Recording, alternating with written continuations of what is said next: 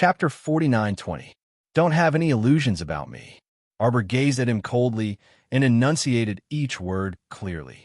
We've long been finished. Xiao Xiao. Don't call me that. Arbor shouted at him sternly.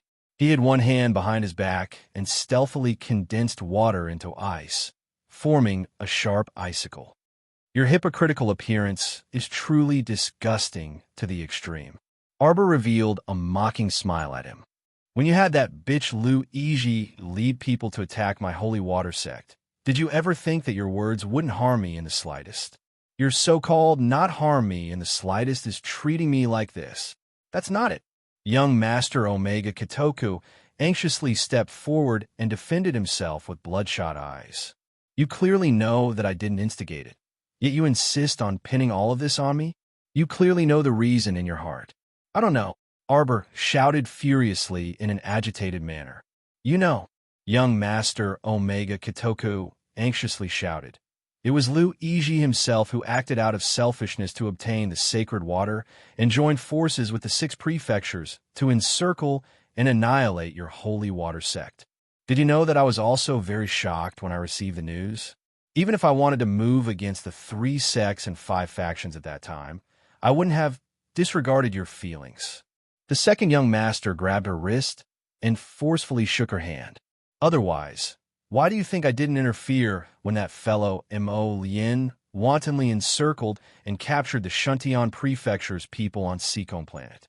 Because this Lu Yizhi was dishonest. He slaughtered the holy water sect out of selfishness. He deserved to die. At that time, the second young master hid in the shadows and coldly watched as this Mr. Lu was chased and beaten like a dog by Mo Lien. He also watched as he was ultimately refined into a mechanical puppet by Mo Lien. It was a tragic sight beyond compare. That was all because Lu Yizhi, brought it upon himself. Did he think that he wouldn't be subject to military orders because he was overseas? Did he think that he could disobey orders and do whatever he wanted because he went to the lower star domain? Facts had proven that those who did not obey the organization would sooner or later be killed by their enemies outside the organization. At that time, Omega Kitoku's forces in the lower star domain had also suffered a great blow because of Lu Yizhi. If it weren't for the Rakshasa Ghost sect, he might have even lacked manpower to handle matters. Shut up. Arbor shook off his hand and took a step back. He grabbed the small round table behind him with his right hand and tried to calm himself down. With Lu Yizhi's status, he couldn't have come into contact with me at that time.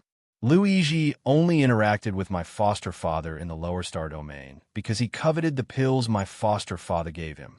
Lu Yizhi wants the sacred water.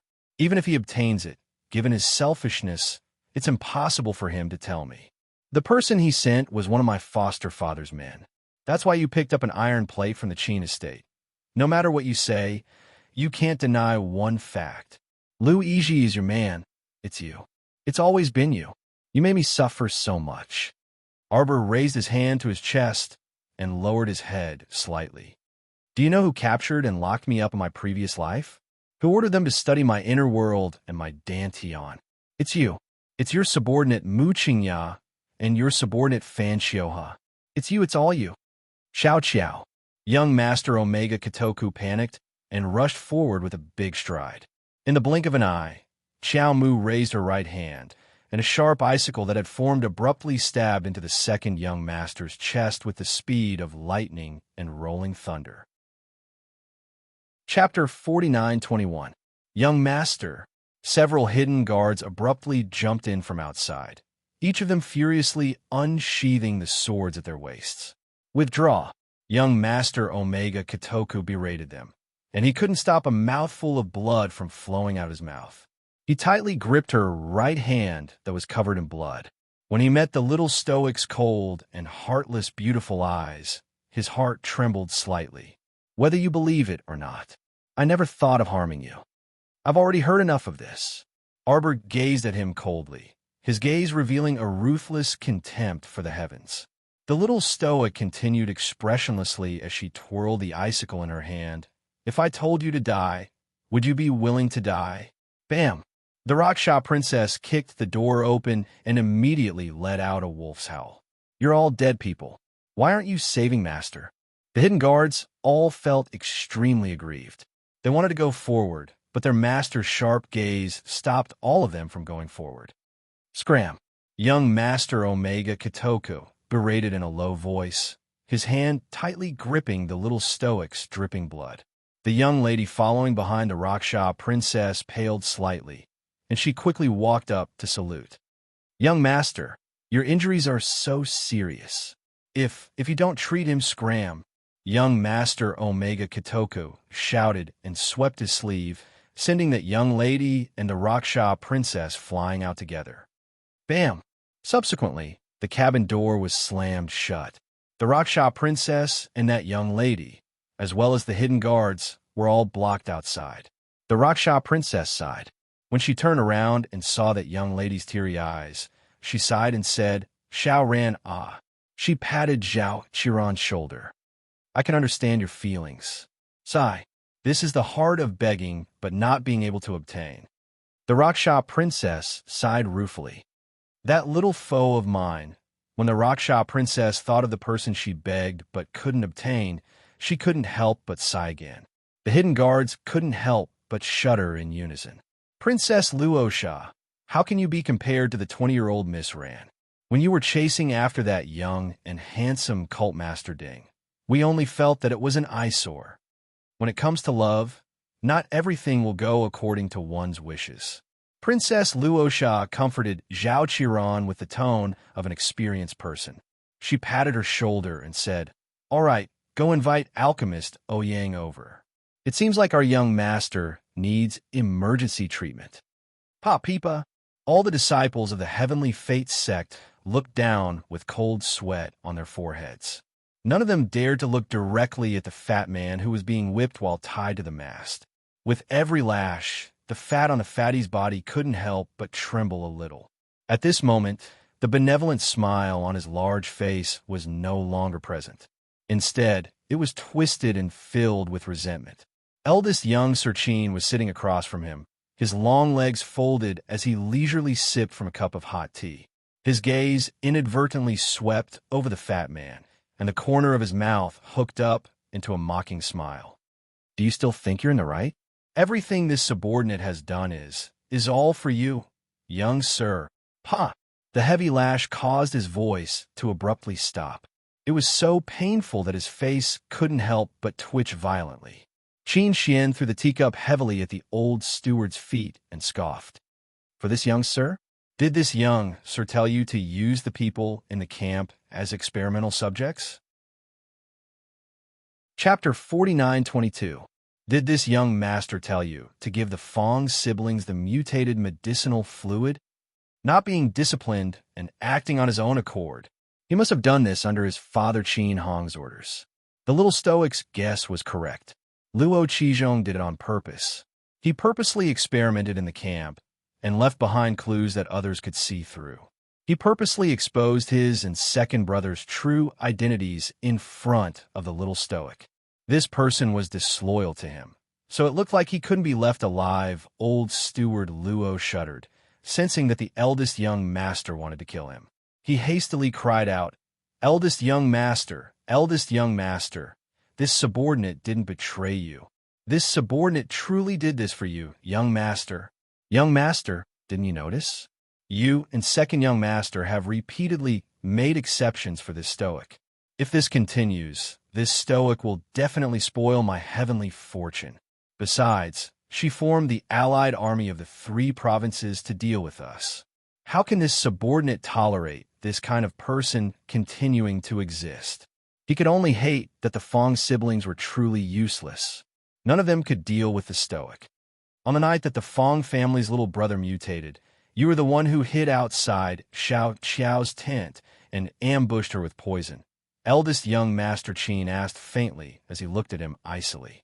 Luo Qizhong stiffened his neck and nodded stiffly. Precisely. He hated that stoic. She was so guarded and didn't follow the rules at all. If she had discovered the cup was poisoned that night and chased after him, he would have had a way to secretly deal with this damn girl. Unfortunately, she hid in the camp and used formations and concealed weapons to deal with him. As a result, She alarmed the two young masters. You poison her? Eldest young master Qin sneered. Don't you know that she's a great pill alchemist? This was a little oddball who could challenge those above her level and kill a god-rank pill alchemist. The ignorant are fearless, and the ignorant are ill-informed. The eldest young master glanced coldly at Luo Qizhong. A hidden guard immediately leaped forward and raised his hand to slit old steward Luo's neck. Stop! A shout cut through the air. An air transportation spirit tool's cabin opened, and the Qin estate's patriarch, Qin Hong, led several dozen subordinates and jumped down from the cabin and landed on the ship's deck. Qin Xian, you're really becoming more and more outrageous. Qin Yi coldly reprimanded. For that woman, you actually dared to kill your old steward who had followed you for more than 10 years. Eldest young, Sir Qin gazed coldly at his father. Since father has taken a liking to this person, then bring him back. There's no need for him to continue to be a spy by my side and ruin the relationship between you and me. I don't need anyone who isn't loyal to me. Eldest young master. Disappointment appeared on Luo Qizhong's chubby face. The eldest young master was still too soft-hearted and too lenient towards that damn little stoic. No wonder the patriarch was extremely vigilant towards that stoic face and secretly ordered him to find an opportunity to kill that stoic face. Now, it seemed that this stoic face's influence on the two young masters was too great, and the family head couldn't afford to be vigilant. Qin Hong stared at Qin Xian for a long time, his eyes flashing slightly. He pretended to sigh helplessly and said, You, an ex-heir have grown up. All these years, father has not been able to teach you well. Forget it. You can do whatever you want, but you mustn't ruin ancestors' grand plans. Otherwise, even father won't be able to save you too. Chapter 49-23. Old Luo, since eldest young master doesn't need you here anymore, you can stay by my side for the time being, family head Qin said indifferently. It just so happened that his right-hand man, a Gui, had been killed in Yin City by that ruthless little emperor of Song Province. He truly lacked capable people by his side, so he could trust old Luo's ability. Luo Qizhong had escaped death, so he naturally wouldn't have any objections to family head Qin. After he was untied, he hastily knelt down and kowtowed to eldest young master before silently retreating to stand behind family head Qin. He lowered his head and looked submissive.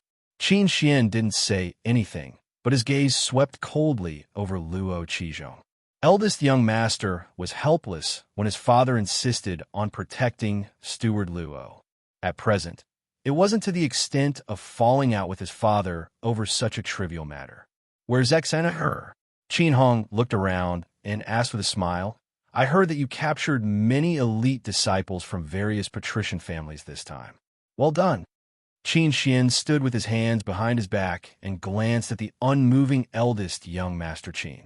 Father will go with you to Wangchuan clan's territory on this trip. Eldest young master Qin glanced at him indifferently. Father can resolve the matter of Wangchuan however you want, but please don't interfere with my matters in the future. Hearing his eldest son's insinuations, Qin Hong's eyes flared with anger, and he suddenly raised his voice.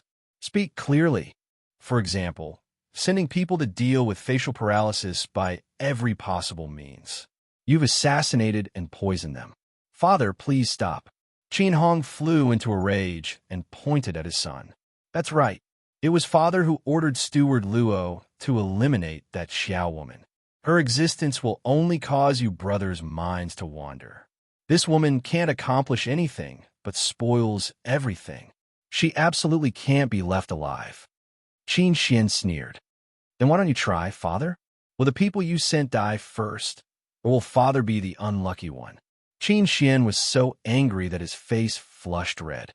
He pointed at his eldest son and couldn't say a word for a while. Since father has already handed over most of your matters to second younger brother, then you should enjoy your remaining years. Don't spend all your time doing these nonsensical and messy things. That's all I have to say. Father, please go ahead. After Qin Xian finished speaking, he swaggered off with his men, leaving his old father on the deck to stomp his feet, his face livid with anger. Unfilial son. Unfilial son. Qin Hong's eyes were filled with anger. It was as if their father wanted to harm them. Wasn't he doing this for their own good? What good could come out of leaving that stoic face here? This damned stoic face was truly the reincarnation of a star of misfortune.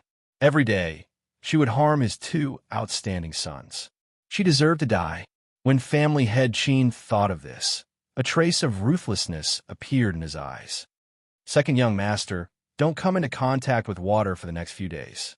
The wound is still quite deep. As Yangsu bandaged second young master Qin's wounds, she secretly peeked at the expressionless Lord Xiao sitting on the side.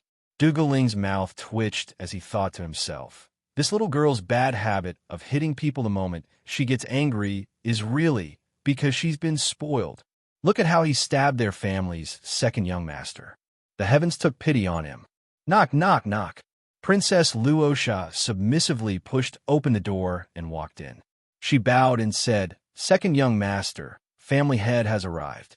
He invites you over. Isn't eldest brother here? Second young master said impatiently. Chapter 49-24. A faint sorrow rippled in the Raksha princess's heart, and she hastily covered her small face with a silk handkerchief. She sobbed. Eldest young sir seemed to have directly contradicted family head again and parted on bad terms with family head. Second young sir, you should hurry over and take a look. The Omega Katoka young sir was stunned by the Raksha princess's pretentious behavior. He couldn't bear to look at her and stood up, flinging his sleeves as he walked outside. Second young sir. Zhao Qiran stood outside the door and hastily called out when she saw the second young sir come out. Her beautiful eyes contained some worry as she looked at the second young sir's clothes. The second young sir had changed his clothes, but the way the blood vessels were surging just now, it was evident that his injuries weren't light. You're not allowed to mention this young sir's injuries to outsiders. Yes. Everyone in the room nodded in agreement. The Raksha princess also cupped her hands in salute. The Omega Katoka young sir coldly said, especially, don't talk nonsense in front of father. Everyone looked at each other in dismay. The second young sir's implied warning couldn't be any more obvious. That was, they weren't allowed to reveal that the little stoic had stabbed him today. The Raksha princess pursed her lips and turned to glance at the stoic young lady sitting at the table like a jade sculpture. Don't you have anything to say? The Raksha princess rolled up her sleeves and glared at Arbor while blowing her eyebrows. She threatened, don't think we can let you off just like this. You injured second young sir. Even if second young sir doesn't pursue the matter, we have plenty of people who will. Be careful. The Raksha princess warned viciously as she glared at Arbor with her red eyebrows and green eyes. A sharp glint was concealed in her eyes. Arbor glanced at this woman with exquisite makeup that exposed half of her fragrant shoulders. He only felt that her revealing clothes could only be described as coquettish. When she stared at Jojo, it made Jojo feel very uncomfortable. Also, the name Raksha Princess sounded especially familiar, but he just couldn't recall where he had seen it before. What are you doing? Looking at her expressionless face, the Raksha Princess couldn't help but be infuriated. Are you trying to say that you don't remember me? When we were in the Mystic Beast Forest, I didn't provoke you at all. But in order to save Sikong Fulling, that slut, you ruthlessly beat me up. Yes, I did capture you for revenge, but that was because you made the first move. What Mystic Beast Forest? Xiao Mu's pitch-black eyes contained a cold, lightning glint as she stared deeply at her. Speak clearly. Ding Yun said that he had met her in the Mystic Beast Forest. Sikong Fulling also said that she would meet her in the Mystic Beast Forest. Now, this Raksha princess actually said that she had saved Sikong Fulling in the Mystic Beast Forest? What the hell was this? Stop pretending. You were blind at the time, but at least your brain was still working and your memory was still there, right? Arbor expressionlessly looked at the Raksha princess, who was spouting nonsense in front of him. Suddenly, he swung his hand and heavily slapped the Raksha princess's face. This slap sent this old woman flying. She crashed into the opposite cabinet with a loud crash and fell to the ground with a flop. Dugu Ling, who had been watching the show from the side, couldn't help but twitch his mouth when he saw this scene. He was just about to remind the Raksha princess that this fierce lady's temper wasn't very good. She was like a firecracker that could explode at any time. You need to be careful with your words. Who knew? Chapter 49:25. She hadn't even spoken 3 sentences yet. I remember now. Arbor's eyes were like cold lightning as he faintly watched the Raksha princess, who was rolling on the ground and vomiting half a mouthful of blood. Before the Raksha princess could finish muttering fuck in her mind, she met the little stoic's chilly eyes brimming with boundless killing intent. Her entire body abruptly turned cold, and she couldn't resist shuddering. This fellow recalled how she captured her in the mystic beast forest and wanted to kill her. But didn't her ding-lang run over at that time? In order to save this fierce miss, he even beat and scolded her as if his heart had been gouged out. Ouyang Su hastily stood up with his medicine chest, straightened out his clothes, and retreated to Dugu Ling's side. This alchemist Ouyang hugged his medicine chest and looked at the fierce miss with a murderous expression, then at the Raksha princess, sprawled on the ground with blood dripping from the corner of her mouth. He was conflicted on whether he should treat his colleague. First, the Raksha princess looked a bit wretched right now, so it was very difficult for him to pretend not to see her. Arbor pulled out a jade green vine whip and coldly gazed at the Raksha princess. You're that sister of Coitus Sect's granny, which on Seacone Planet, who has the same hobby. The sect master of Raksha Ghost Sect who likes to search for men everywhere and use them as vessels to suck their essence and mystic energy. Dugu Ling's mouth twitched. He looked at the Raksha princess's dumbfounded expression and felt that this matter should be rather hilarious. The matter the little stoic remembered definitely wasn't the same as the mystic beast forest matter the Raksha princess was talking about. It's not. The Raksha princess looked at Arbor in bewilderment. I'm not talking to you. Why are you talking about Coitus Sect? Who's sisters with that old hag from Coitus Sect? The Raksha princess couldn't help but panic. What kind of freaking sisterly relationship could she have with that ugly old hag from Coitus Sect? Not only was this stoic face blind, she was also an idiot. Why was she spouting nonsense here? She really wanted to slap this stoic face to death. I'm talking to you about the mystic beast force matter right now. The Raksha princess raised her voice an octave as she shouted harshly. Arbor couldn't be bothered with the Raksha princess and continued. No wonder I felt that your name was so familiar. So it's you. Balon City. You sent people to capture Jojo's lotus. Do you still want to force her to marry you? The Raksha princess stared at the young crowned princess in confusion. What the hell? Who wants to marry Jojo's lotus? The Raksha princess knew that she had walked through thousands of bushes without a single leaf touching her body. But at least she was a person with moral integrity. She wouldn't do anything like forcing someone to marry her. When the little stoic said this, her expression didn't change at all, other than her small mouth smacking as she spoke. Her other eyes and eyebrows didn't move at all. No. What do you mean? You still want to deny it? Arbor suddenly stretched out his little hand and showed her one of the rings. Do you recognize it? Defensive Thunder Barrier. Princess Luasha's broken string was reconnected. You remember now, don't you? Arbor looked at her expressionlessly with a cold face. The Raksha princess almost vomited blood in anger. I say, can you not talk to yourself like that?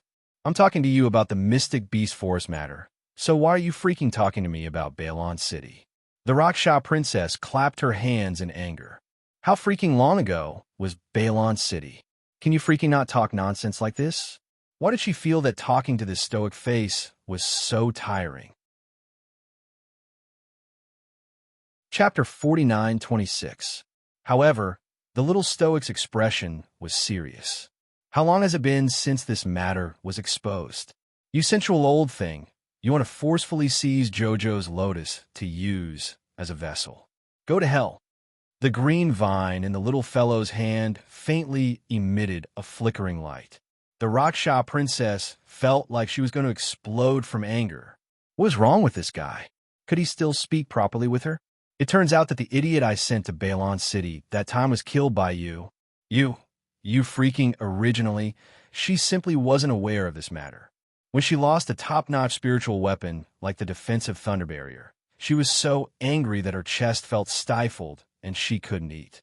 Later, she sent the Snake Beauty, that unreliable fellow, to Balon City to search for the spiritual weapon, but she never said anything after that. She didn't expect it. She really didn't expect it. She didn't expect this spiritual weapon to be taken away by this bandit lady in front of her. And now, she actually wanted to settle accounts with her because of this Balon City lousy matter. If she could curse at this moment, the Rockshop Princess could curse all 18 generations of JoJo's ancestors as retarded fools. How did they give birth to such an oddball? Without another word, Arbor swung his vine whip at her face. Dougal Ling speechlessly shifted his position. JoJo, I feel that the Rockshop Princess doesn't want to talk to you about this matter. Can't you just let her finish her sentence? As a spectator, he felt anxious for the Rockshop Princess. She clearly didn't want to talk to the Stoic about Balon City's matter, but she ended up being scolded by the Stoic and inexplicably fell into a ditch. The Rockshop Princess rolled back and forth on the ground, dodging Arbor's fierce vine whip attacks. At this moment, she didn't know whether she should say 10,000 fuck s in her mind. What are you doing? An angry shout came from outside the door. The Rockshop Princess was disheveled and filthy, and her hair was disheveled as she scrambled towards the person outside the door. Family head, save me. Seeing her sorry figure, Qin Hong couldn't help but be infuriated, and he kicked her out. Useless thing, you were actually beaten to this state by a criminal. His sharp old eyes stared at Dougal Ling, who was leisurely leaning on the side with his arms crossed. He scolded angrily. Home Master Dougal, what is the meaning of this? If a criminal refuses to be disciplined, doesn't your star-plucking Hall know how to tie him up and put special shackles on him? Dougal Ling smiled and said, Family head, second young master didn't give the order, and Ling doesn't dare to go against master's wishes. Bastard! Qin Hong roared with a cold face. His sharp eyes stared at Arbor, as if a fire dragon was about to emerge from his eyes. Arbor, you're too presumptuous. How dare you act so presumptuously after boarding our Tianyan ship? Do you really think we can't do anything to you? Arbor glanced at Qin Hong coldly. Why don't you try? Qin Hong didn't expect her to be so arrogant and daring to contradict him in front of so many subordinates. Slapping his face in public? His old face immediately contorted in anger, and he waved his hand and shouted angrily, Tie her up! Dougal Ling's eyes flickered, and he spun around to block Arbor with a grin. He flicked his sleeves and said, Family head, this person was left behind by our star-plucking Hall. Second young master hasn't given the order, so family head shouldn't casually comment. Qin Yi raised her hand, and a powerful airflow pressed against Dougal Ling. Dougal Ling's body swayed from the impact, and he pulled the little Stoic back several steps. Qin Yi wanted to attack again in her fury, but second young master suddenly appeared and called coldly, Father. Chapter 49-27. Qin Hong was furious. He turned to glare at the young master of Omega Kitoku. What? You still want to stop your father at a time like this? Did you not see the true face of this woman? Audacious, arrogant, and hateful. Father, are you trying to test where your son's bottom line is? Qin Hong's old face couldn't help but twitch. He was so angry that his mouth was crooked. Who the hell wants to test your bottom line? He really understood this kid's temper. If he really wanted to make things difficult for Arbor here today, this kid would definitely disregard the father-son relationship and embarrass his old father in front of everyone. If he couldn't even get out of this embarrassing situation, it would be even more unsightly. 1, 2, 3, all of them were unfilial sons. Qin Hong tried hard to suppress his bellyful of anger. Fine. Xin, you've grown up. You won't listen to your father anymore. But one day, you'll understand that everything your father does is for your own good.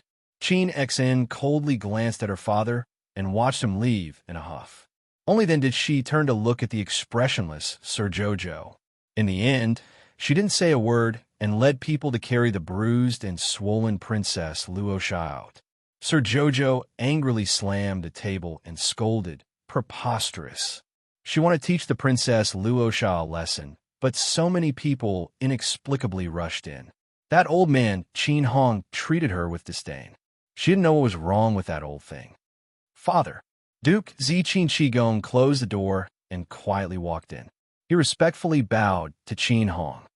What do you think about the facial paralysis? Qin Chong lowered his head slightly and rolled his eyes. I think the crown princess can't be left alive. But big brother and second brother seem to, these two good-for-nothings. Qin Hong scolded angrily and said coldly, Tomorrow, I will transfer the two of them away. You know what to do. Qin Chang's eyes flashed with a hint of smugness, but he didn't show it on his face. He raised his head to look at family head Qin, his eyes carrying traces of hesitation and hesitation. What other difficulties do you have? Wouldn't that be too obvious?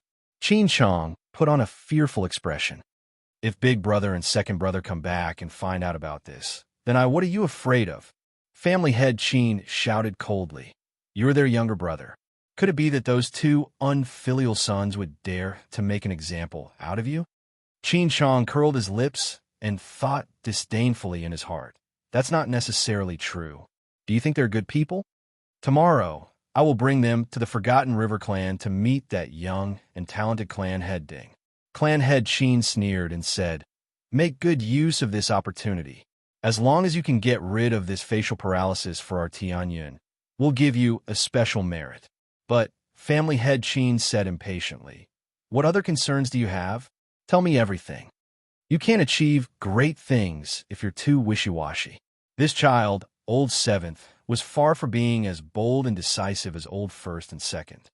Why don't father send Dugu Ling and the others away as well? Family head Qin hurriedly shook his head. That would be too obvious. No way. It's just Dugu Ling. Can't you deal with him? Qin Chong couldn't help but laugh bitterly. Father, Dugu Ling has already reached the peak of the venerated immortal realm. I have no chance of winning against him.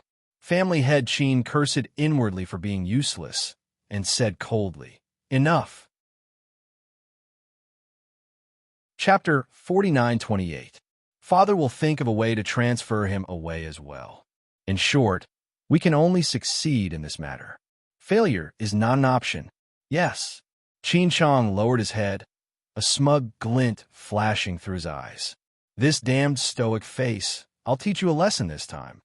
Father, you're not plotting something against Xiao Qiao, are you? After hearing family head Qin's words, the second young master stared coldly at Qin Hong, not giving his father any face at all. Qin Shui was fuming with rage. She gritted her teeth and said, Why must I do this? I have plenty of ways to deal with that stoic face. Why must I do it so obviously in front of you? Qin Xian glanced at her father in confusion, thinking that her father's words made sense. Qin Hong eased his breath and continued persuading, I'm bringing you along this time mainly to meet that family head Ding. After all, he just took over the entire Wangchuan clan and has many troubles.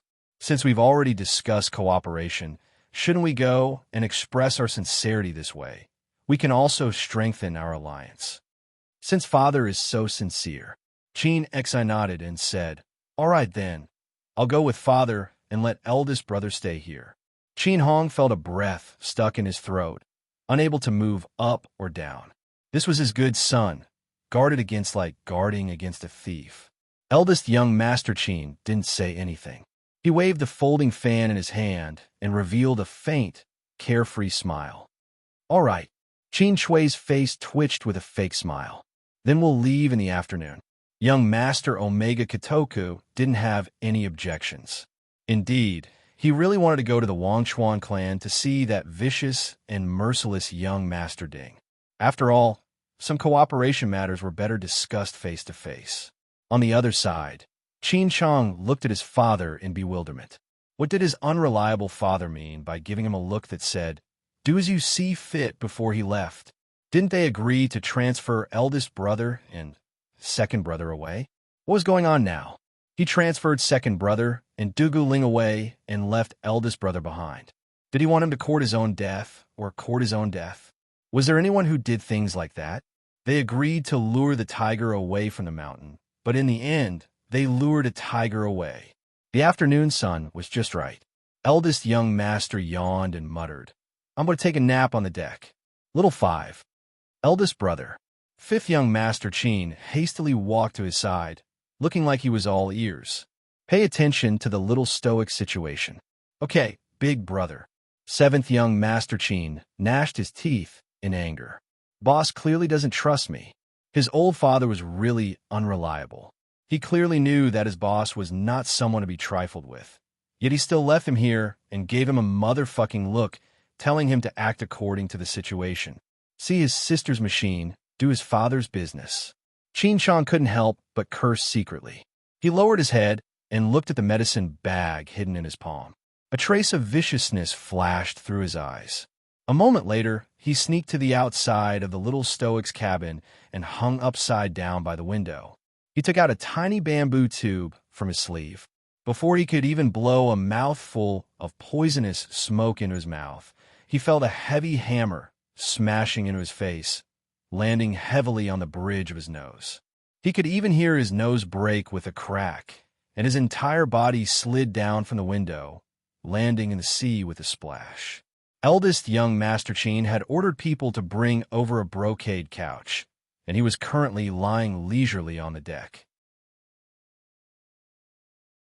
Chapter 49-29. Suddenly, he heard the sound of water splashing. Startled, he hurriedly sat up and asked, "What happened?" Several boatmen hastily dashed to the railing and looked down before exclaiming with an odd expression, "Seventh young master." Seventh young master fell into the water. Quickly bring a net over and pull seventh young master up." Seventh young master Chin naturally didn't need something as embarrassing as a net. He took a deep breath and jumped out of the water with a splash, landing lightly on the ship's railing and landing with a leap. Eldest young Master Chin leisurely turned a glance at him and feigned confusion as he asked, "The weather is so cold." "Seventh brother, why did you go into the water?" Chin Chong knew that he had been tricked by that stoic face again. With a dark face, he clutched his half-broken nose and ran back to his cabin while groaning. Eldest young Master Chin chuckled and shook his head. Young master, young master, young master." Ling Gu hastily ran over while holding a light purple crystal ball in both hands. The spirit testing ball reacted again. "There's a ship following us 70 nautical miles away, and it looks like the target is here. This ship has been following us since yesterday. It looks like the target is indeed our ship." The fatty brandished his purple gold hammer and harumphed. "Young master, how about we let this fatty go meet them first?" Eldest young Master Chin stared intently at that crystal ball before his gaze landed on that ship. The scene was somewhat indistinct, and he could only vaguely make out several slender and elegant figures standing at the ship's bow. Eldest young Master Chin stared intently for a good while before his lips curled into a smile. "Ah, they came rather quickly." Young master, could it be that you know who they are?" Lingo asked curiously. "Fatty, present, come with this young master to meet them." A faint light flashed through the corners of eldest young Master Chin's eyes, and he turned to instruct fifth young Master Chin. "Xiao, order people to speed up and change the course. Go to the nearby Great Jubilee City and wait for us." No, we're not returning to the headquarters," Lingo called out. Fifth young Master Chin didn't say anything else and nodded. "Got it, big brother. Be careful. Don't worry, I'll be back soon." Eldest young Sir Chin nodded with a grin. With a leap, he led Fatty and the others towards the pursuing ship at top speed. Lingu asked blankly, "Young master, does eldest young master know the people on that ship?" "You know him too." The zither cultivator frowned and said in a low voice, "I know him too." Lingo looked curious as she scratched her ears and cheeks and asked, "Young master, I am very stupid. I didn't manage to guess who it was." "Song Prefecture's monarch is here." Arbor was fiddling with a mechanical arm, its small hand supporting its chin, occasionally glancing at the window. Why couldn't he be sent flying with a single punch? It was so boring. She had punched him. Logically speaking, shouldn't he have fought back after all the setbacks? She had already prepared all kinds of poisons and was just waiting for someone to come and Arbor touch the basin of powder on the table. She had placed the powdery items in the same basin, but they were clearly separated. There were 5 colors inside, and each color of powder stayed in its own territory obediently, not mixing with the powders of other colors. The 5 colors bloomed perfectly. What a pity, the little fellow muttered quietly. Chapter 49:30. She had researched and developed her 5 young intense poison for so long, but she still hadn't found a suitable person to use it on. It had to be a cultivator with a strong body. Otherwise, ordinary small cultivators in the profound realm and spirit realm would probably die if they inhaled just a little bit of the poison powder. What was the point of a trial then? Why didn't that brain-damaged 7th young Master Qin come? That blow just now had at most broken his nose.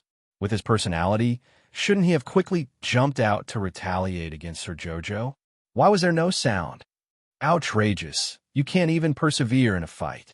It'll be hard for you to achieve anything great in this lifetime. Bam! After a huge quake, Arbor's cabin door suddenly collapsed from the outside to the inside, smashing heavily onto the ground. 7th young Master Qin, who had entered against the light, had a wicked smile on his face. He looked at her smugly and said, "Now no one can save you? If you kneel down and beg for this young master's forgiveness." Arbor's eyes brightened, and she picked up the basin on the table without a second word. With a splash, she scattered half of the basin's powder onto 7th young Master Qin. Midway, she thought that this half basin's powder might be too effective. This 7th young Master Qin might die in less than 3 seconds after being covered in this powder. Forget it, forget it. Hurry up and catch some more. The little girl hastily hopped over and pressed the basin on the table with both hands. She flew over and repeatedly swept her sleeves, collecting more than half of the obedient powder. Even so, the dumbfounded 7th young Master Qin was still splashed in the face by the 5-colored powder. He raised his hand to wipe his face and roared at Arbor in exasperation. "Are you freaking sick? What kind of lousy thing did you throw at me?" "Ah ha ha ha." 7th young Sir Qin rubbed his nose as he glared furiously at Xiaomu. His originally handsome face was now severely contorted. "Little bitch, no one can save you today. 7th younger brother, what are you doing?" 5th young master rushed over in exasperation with his men. "Stop." 7th young Master Qin humphed coldly and turned to sweep a disdainful glance at the 5th young master. "Now that eldest brother and second brother aren't here, do you think you alone can stop this young master? A piece of trash like you dares to clamor in front of this young master. I really don't know where you got the guts." Qin Chong turned around and sneered at Arbor. "Are you scared now?" Arbor was stunned for a moment before he received an important message. Kodo and Omega Kitoku were not on the ship. That's really great. "Men, tie her up with the spirit binding rope. This young master is going to properly teach this bitch a lesson today." 7th young Master Qin extended 4 fingers forward with a sinister smile on his face. "She's clearly a criminal, yet she's always acting like a pampered missy. Who spoiled her?" Several extremely vicious subordinates of 7th Qin crept in from the entrance with several spirit binding ropes in their hands. Many pairs of eyes stared at Arbor in front of them, trying to use the spirit binding rope in their hands to restrain her. 7th young Master Qin couldn't help but feel a bit embarrassed when he saw their furtive appearances. He roared at his subordinates. "What are you afraid of? There are so many of you, yet you're worried you can't deal with a small spiritual realm? Hurry up and go." He strode forward and was just about to punch Arbor's head with his fist when someone forcefully grabbed his arm midway. 7th Qin was startled and turned to look at 5th young Master Qin like he was looking at a ghost. Chapter 49:31. Qin Chong dazedly lowered his head and glanced at the 5th young master's hand that was twisting his arm. He widened his eyes in astonishment, and an egg could be stuffed into his mouth. Old 5th's grip was so strong that he clearly didn't look like a weakling, all right? What was going on? Since when did old 5th's hands that played the zither and plum blossom change so much? He truly was a cunning guy. He had actually been kept in the dark the entire time and didn't know anything at all. Seventh brother, do you know the consequences of today's matter? What consequences? I'm eliminating this woman for the organization and for the sake of the heavenly fortune. Qin Chong hooted. Don't you know? This woman has united the strongest factions in the upper 3 provinces and conspired against us in every possible way. You're stopping me from killing her? You're betraying our heavenly fortune. Qin Chong hooted loudly. Think about it. If this matter is exposed to the ancestor, how will the ancestor punish you? At that time, not to mention you, even eldest brother and second brother might be implicated by this matter. The more Qin Chong spoke, the more he felt that he was extremely reasonable. Wasn't that so? It was like this to begin with. He didn't choose to attack the little stoic because of personal grudges. He was completely doing this for the organization's great cause, for the sake of the entire heavenly fortune's future. Qin Chong glanced disdainfully at the 5th young master and snorted. Why aren't you moving aside? Do you think you can stop me with your skills? Actually, he was truly curious on the inside. Why did old 5th have this strength? He carefully sized up old 5th and couldn't detect any spiritual energy fluctuations on him at all. He was dying of curiosity, but now didn't seem to be a good time to ask. Moreover, his relationship with old 5th had never been good. Even if he asked, the other party might not be willing to tell him the whole story. Move aside. With this in mind, Qin Chong didn't dwell on anything else and forcefully shook off 5th young master Qin's palm.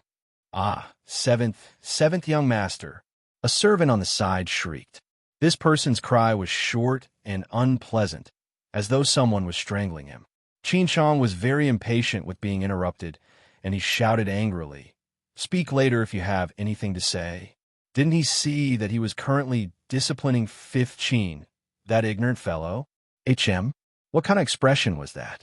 Why was 5th Qin glaring at her with such astonishment? Just as this thought surfaced in the 7th young master Qin's mind, he saw the 2 servants at the side stumble back a few steps and repeatedly exclaim, while pointing at him, "7th young master, your head." Qin Shi's heart inexplicably thumped, and he hurriedly raised his hand to touch his head, muttering, "What's wrong with my head?" The burning sensation on his hand gave Qin Chong a fright. He quickly turned around and happened to see a mirror in the cabin. In the mirror, his head was completely enveloped by a layer of crimson flames, making him look extremely strange. Fire! Fire! 7th Qin repeatedly stomped his feet. He pointed at his own head and said to the dumbstruck servant beside him, "What are you standing there for? Quick! Quick!" The servant came back to his senses and immediately nodded in understanding. She pressed her hands together and hurriedly released a thin stream of water, helping 7th young master Qin's burning head.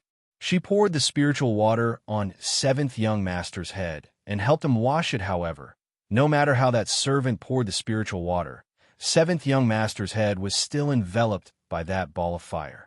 From his neck up, 7th young master's large head was completely enveloped in a fireball.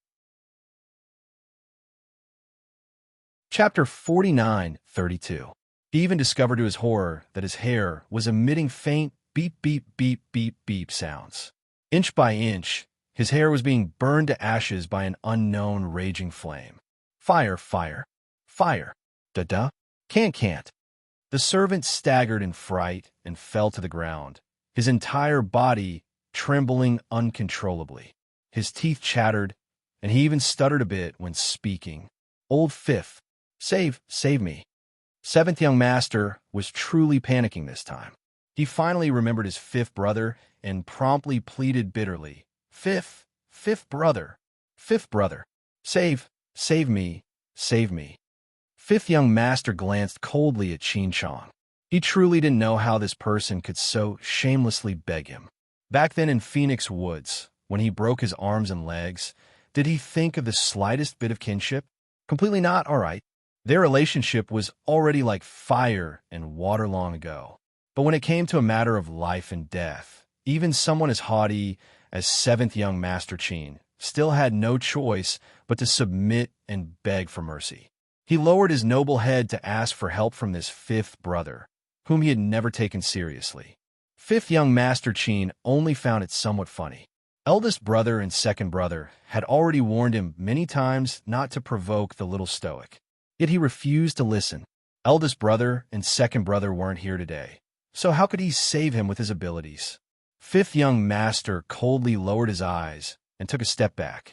This action instantly chilled Qin Chang's heart, and he glared at him furiously. Fifth Qin, you puffed. Sparks abruptly emerged from his outstretched left fist, and his entire left arm was immediately surrounded by flames of another color. Qin Chang's expression was extremely colorful, and he shouted in alarm. Use ice.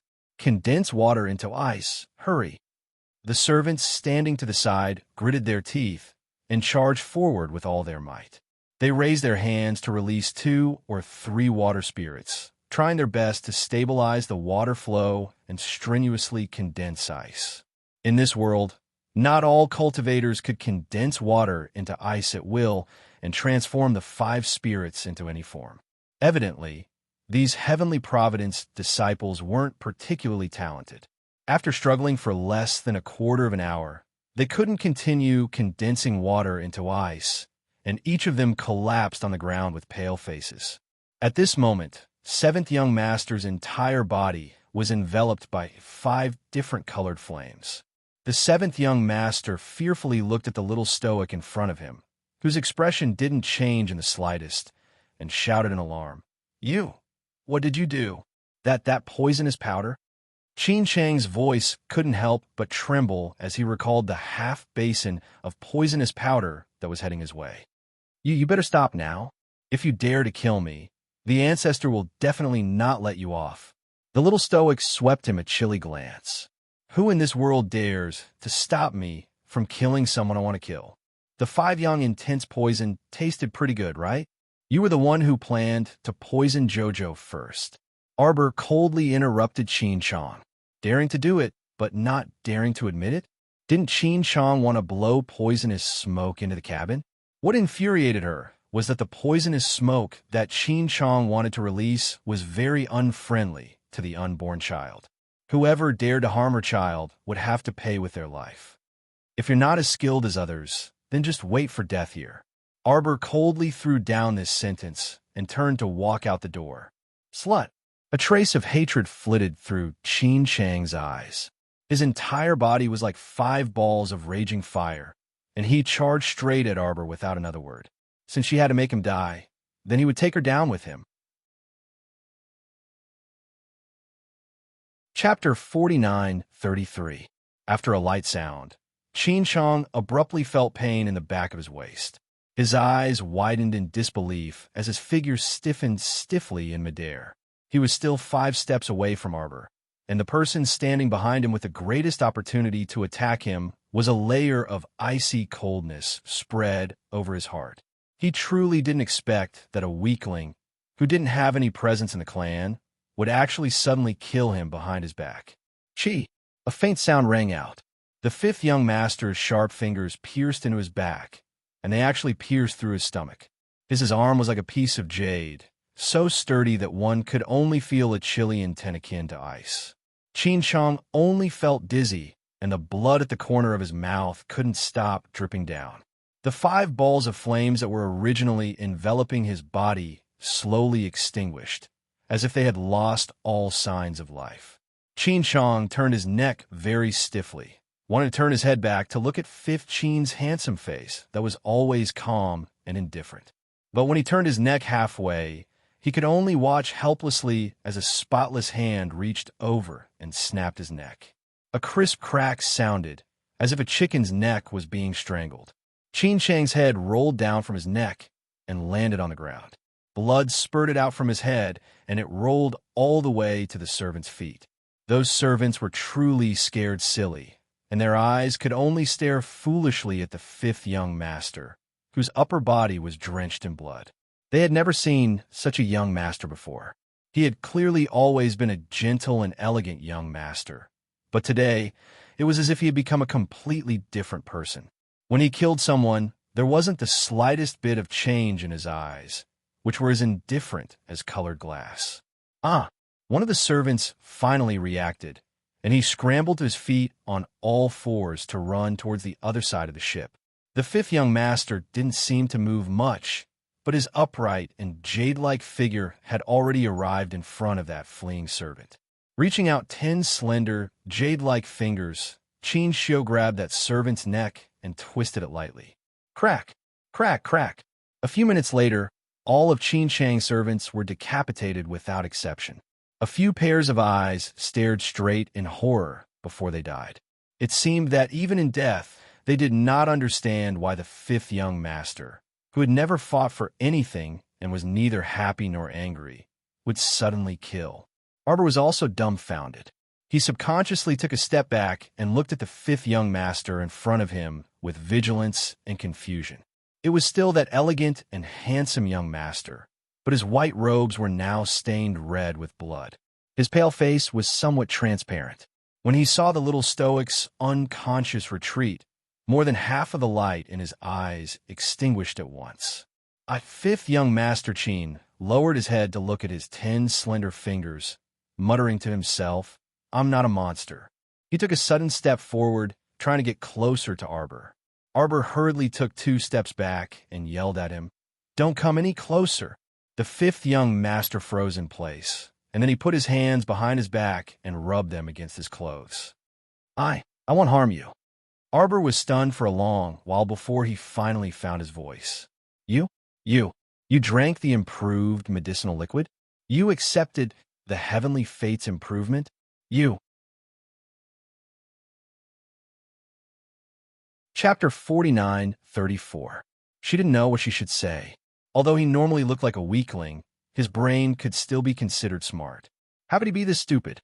Didn't he know clearly what kind of good outcome would come from accepting the heavenly fortune's modifications?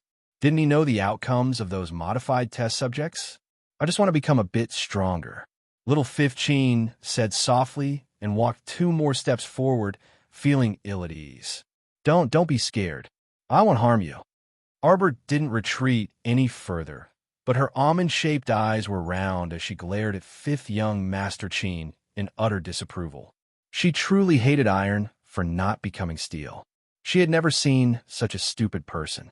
Just for the sake of becoming stronger, he unconditionally accepted the heavenly fortune's modifications. Wasn't he a young master of the Qin estate's direct line of descent? Just what kind of perverted organization was the heavenly fortune? For the sake of a successful experiment, they were even willing to harm their own direct line of descent.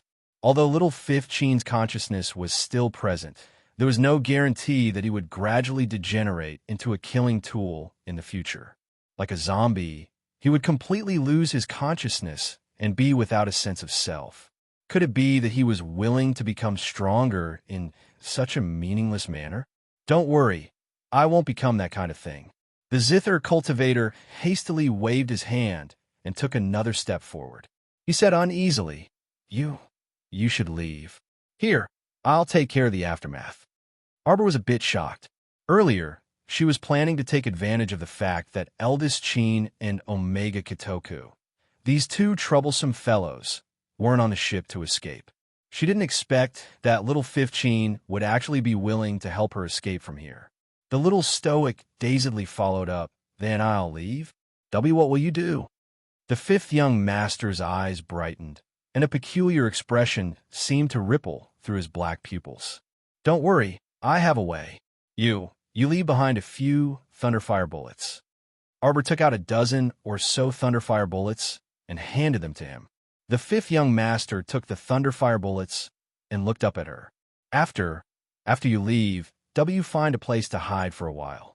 You mustn't linger on the surface of the river of forgetfulness. Eldest brother, second brother, and the others will definitely find you." Arbor had mixed feelings. He nodded and strode away. When she walked out of the dark cabin corridor, she stood at the end and couldn't help but turn around to take a look. She saw little Fifth Qin standing there far away. Half of his face cast a shadow over his handsome face, and his eyes looked exceptionally bright. It wasn't until the little stoic's figure disappeared from the ship's corridor that little Fifth Qin reluctantly retracted his gaze and lowered his head to look at the decapitated corpses strewn across the floor. Suddenly, he took out a dagger from his sleeve and stabbed himself. Boom! Large patches of fiery light spread out from the surface of the sea, dyeing this part of the sea red. Sparks of fire drifted along with the sea breeze, and the fire burned for an entire day and night. By the time Duan Yu's group ship arrived, they could only see a small hole in the ship's hull. Under the flickering sparks, the ship's hull crackled in the wind. Duan Yu's expression instantly turned extremely grave. Search! On the surface and underwater, expand the search area for me. You must bring her back in one piece. He could sense Jojo's presence lingering here. This meant that she should have stayed on this ship for a period of time. His insides were burning, but there wasn't the slightest change on his face. However, those who understood this monarch knew that His Majesty's current mood was terrible, terrible to the extreme. Chapter 49:35. Young Sir. The maidservants standing guard outside, the muslin canopy curtsied towards eldest young Sir Chin in unison. The eldest young sir waved his hand and insipidly said, "Withdraw, all of you." He walked to the side of the bed and peered through the dark green canopy for a while, until the fifth young sir's feeble voice was heard from inside. "Eldest brother." Only then did eldest young Sir Chin stretch out a hand to lift the canopy and slowly walk over. "Are you feeling better?" He sat down on the edge of the bed and reached out to take the soup bowl that a young maidservant handed over. He opened the lid and lightly stirred the soup with a spoon. His eyes were calm, without the slightest ripple.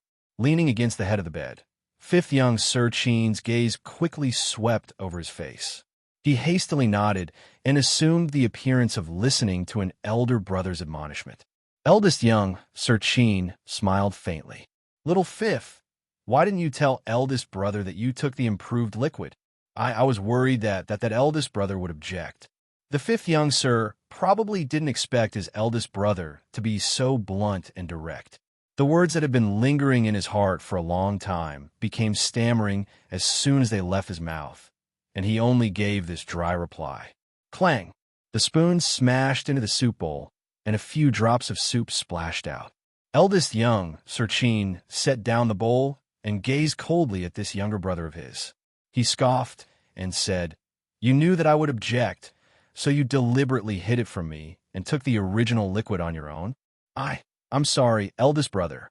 You aren't sorry to me. You are sorry to yourself." Eldest young Sir Chin said coldly, "You chose the path yourself, so you must bear the consequences of the future alone. No one can walk down this path for you." He really didn't expect that his fifth brother, who had always been indecisive, would actually choose such a path. Not everyone had the courage to take Heavenly Fortune's improved liquid. This improved liquid was even more abnormally dangerous than the original improved liquid.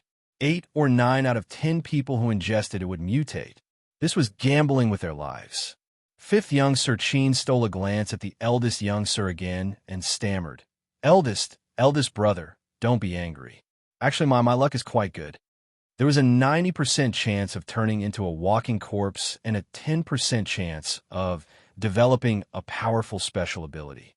Hadn't he gambled correctly? He had obtained a great power that he had never dreamed of before. In terms of strength and agility, they had all received an abnormal increase in all aspects. Now, even if he were to face an extremely vicious person, he would still have the strength to fight. Eldest young Sir Chin couldn't help but be angered into laughter. "You really are a reckless gambler. Our luck isn't bad." Fifth young Master Chin muttered softly. Chin Xian looked at him deeply and suddenly changed the topic. "Your second brother brought people out to look for her. This little guy's divine sense hasn't fully recovered yet. You shouldn't be able to run too far." Fifth young Master Chin's heart jolted slightly, but he nodded very indifferently on the surface. "Have a good rest." Eldest young Sir Chin handed the bowl of snow lotus soup to him before standing up and parting the floor-length muslin curtain to slowly walk outside. When he reached the door, he slowly turned his head and glanced at fifth young Master Chin. "I've already helped you erase the traces you left on the ship. You need to be more careful in the future." Fifth young sir's heart froze, and he abruptly turned his head to look at his eldest brother. However, he saw eldest young Sir Chin leave without looking back after throwing down this sentence, leaving behind only his slender back view. Chapter 49:36. Omega Kitoku originally thought that he would be able to catch that troublesome little thing in less than 3 days.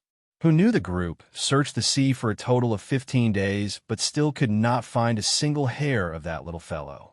It was not until 10 days later that second young master admitted that his search for Arbor had failed. Jojo had already escaped without a trace. That mischievous girl did not set foot in the Forgetful River Clan's territory, nor did she go to the great Jubilee City at the heart of the Forgetful River's economy. That little fellow had completely disappeared from the Forgetful River's territory, as if she had evaporated into thin air. There was no sign of her presence at all. Omega Kitoku had reason to suspect that she had already recovered her divine sense and was probably hiding in her own star domain. Since this little girl intended to hide, it would be very difficult to dig her out. Even though second young master was extremely intelligent, he had to admit that this little rascal had slipped away right under his nose. No matter how intelligent those two from the Chin estate were, they would never have thought that Arbor would travel over 1,000 miles in one night and sneak into a small fishing village. For the past half a month, Arbor had settled down in this fishing village. During the day, she would cultivate and read books to recover her divine sense. When night fell, she would conceal her presence and quietly float back to the abyss of the sacrificial sea. The little fellow had been pacing back and forth at the entrance of the abyss of the sacrificial sea. Omega Kitoku still did not understand her character well enough. If he really understood Arbor's character like Jojo's Lotus, it would be impossible for him to not see her for such a long time.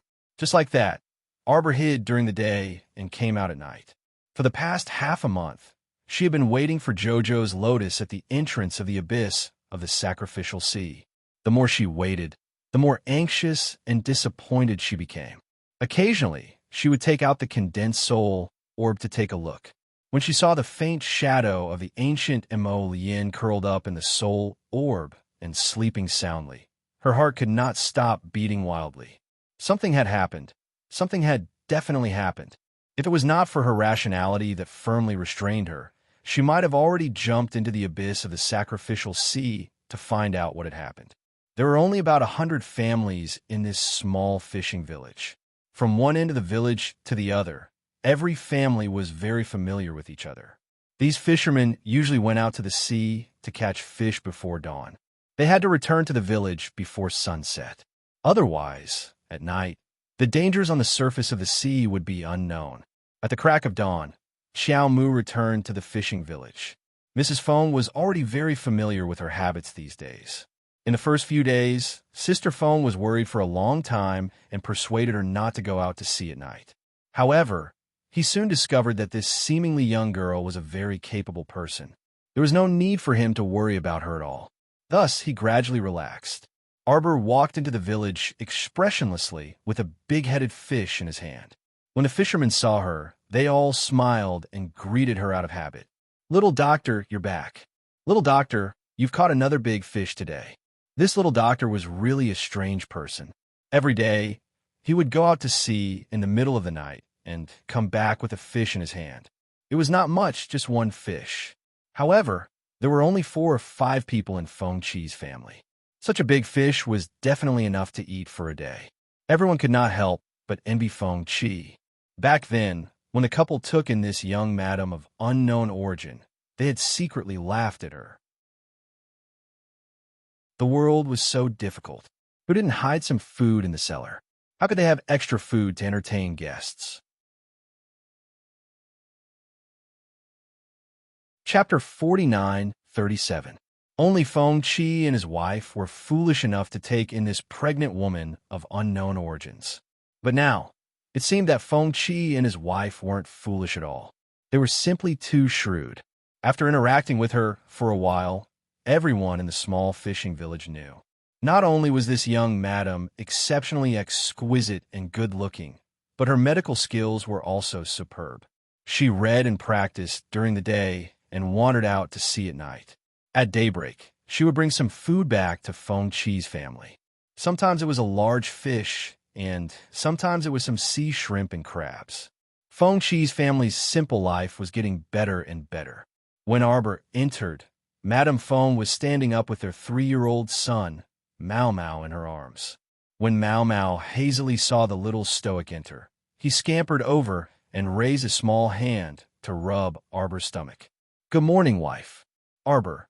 Madame Feng's mouth twitched, and she laughingly scolded him for being a brat. She walked up and carried her son to wash up. "Little physician, don't mind them." The day before yesterday, old Uncle Wong from next door was teasing Mao Mao, saying that if the little physician was pregnant with a girl, Mao Mao would have a wife in the future.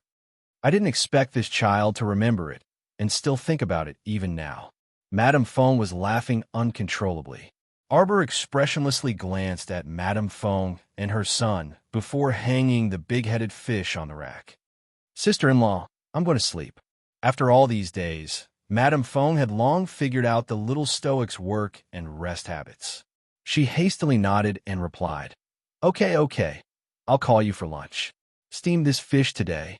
It looks quite plump and delicious." After Mao Mao finished washing his hands, he scampered back to Arbor's side.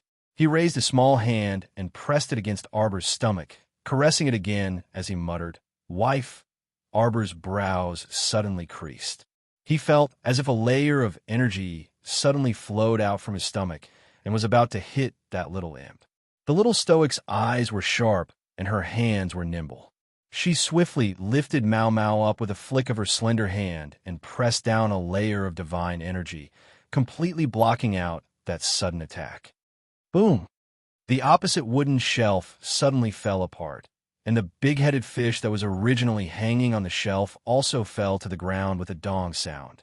Her voice attracted Mrs. Feng's attention. He looked at the scene in front of him in surprise. What's wrong?" "I'm fine."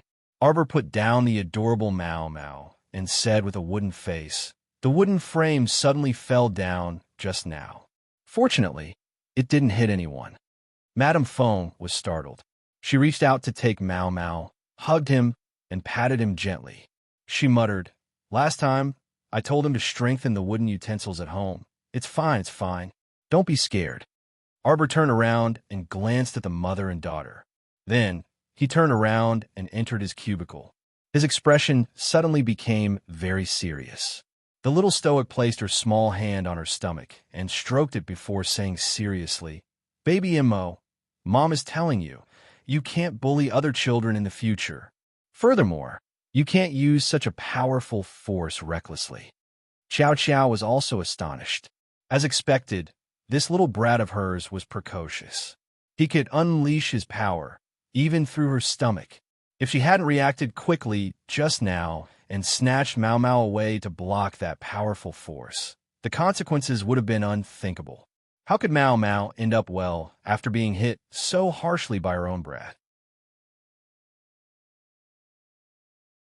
Chapter 49:38. If other children say things you don't like to hear, you can reason with them. Arbor felt her stomach heat up slightly, and she raised her hand to rub it. She was baffled but also inexplicably amused. The previous few times, her stomach would react from time to time. At that time, she thought it was her imagination. She didn't expect this little brat's precognitive awareness to be so strong that he could even perceive the outside world now. Even Arbor couldn't estimate how powerful his divine sense was. Actually, this feeling of having someone by her side really wasn't bad. She originally thought that after Jojo's Lotus left, Jojo would be all alone. But now, she discovered that the one in her stomach would occasionally react strangely, of course. This fellow's ideology hadn't fully formed yet, so his actions would sometimes be a bit out of line. However, Jojo was still very happy. Be good and don't randomly beat other children in the future. After you come out, Mother will take you to eat all the rare delicacies in the world and see all the mountains and rivers. The little stoic prattled as she raised her hand to rub her stomach to appease him. Strangely enough, this little fellow seemed to understand her words and slowly calmed down. After that slight heat disappeared, Arbor checked the pulses of both her hands worriedly. Everything was so normal that it was a bit comical. It was said that a woman's first trimester needed constant attention, so it definitely wouldn't be too smooth. What Arbor wanted to say was that she didn't feel anything at all. She ate, slept, and did whatever she needed to do. She never vomited like other people during their first trimester, and there wasn't anything she could or couldn't eat. She seemed to be able to eat everything. The key was whether she liked to eat or not. Baby M.O. was definitely an excellent little fellow, Arbor thought to herself. She rubbed her stomach and was about to lie down on the bed. Then she heard the sound of a door being kicked open. Little Physician, where is Little Physician? Little Physician, quickly asked Little Physician to save him.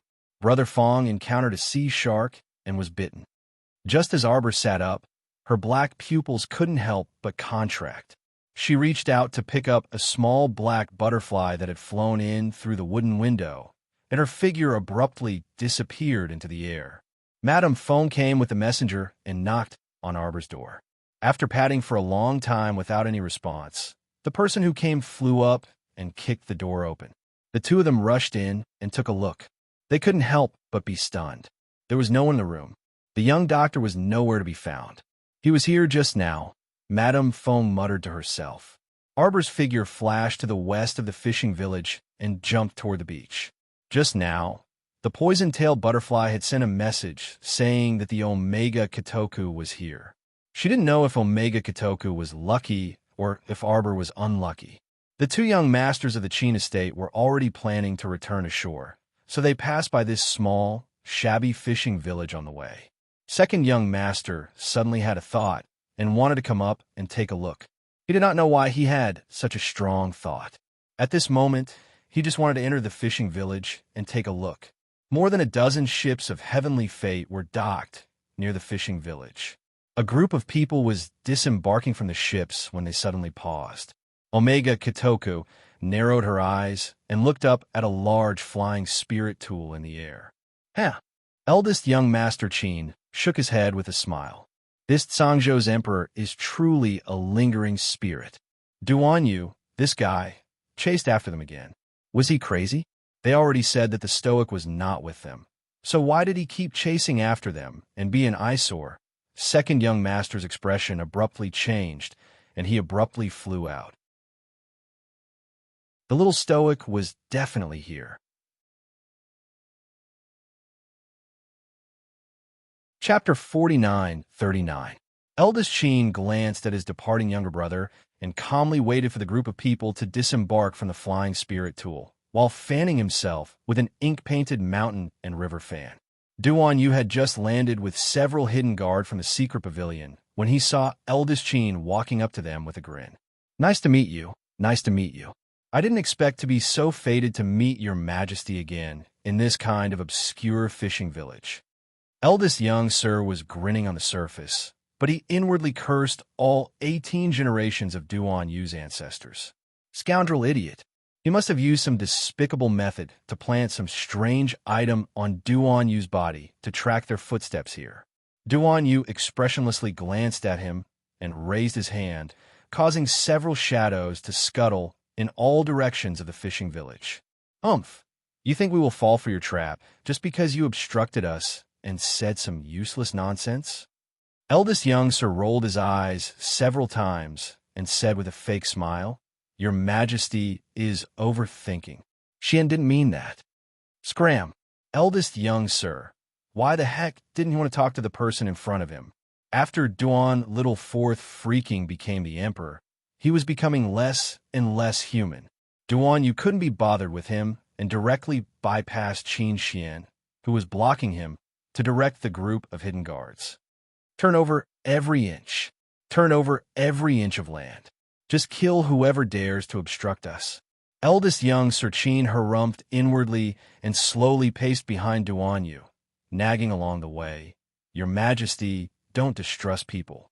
I'm telling you, the little Stoic really wouldn't stay in this kind of ghastly place. She's such an active person. How could she stay in this kind of lousy village that doesn't even have a snack street? Duan Yu silently glanced back at eldest young Serchin before moving toward the back of the village. Eldest young Serchin's eyes flashed, and he also shot over like a bolt of lightning. He cursed in his mind. It looks like today's battle is unavoidable. He didn't know how many people Duan Yu brought over, and he didn't know what the odds of Heavenly Faith's disciples winning were.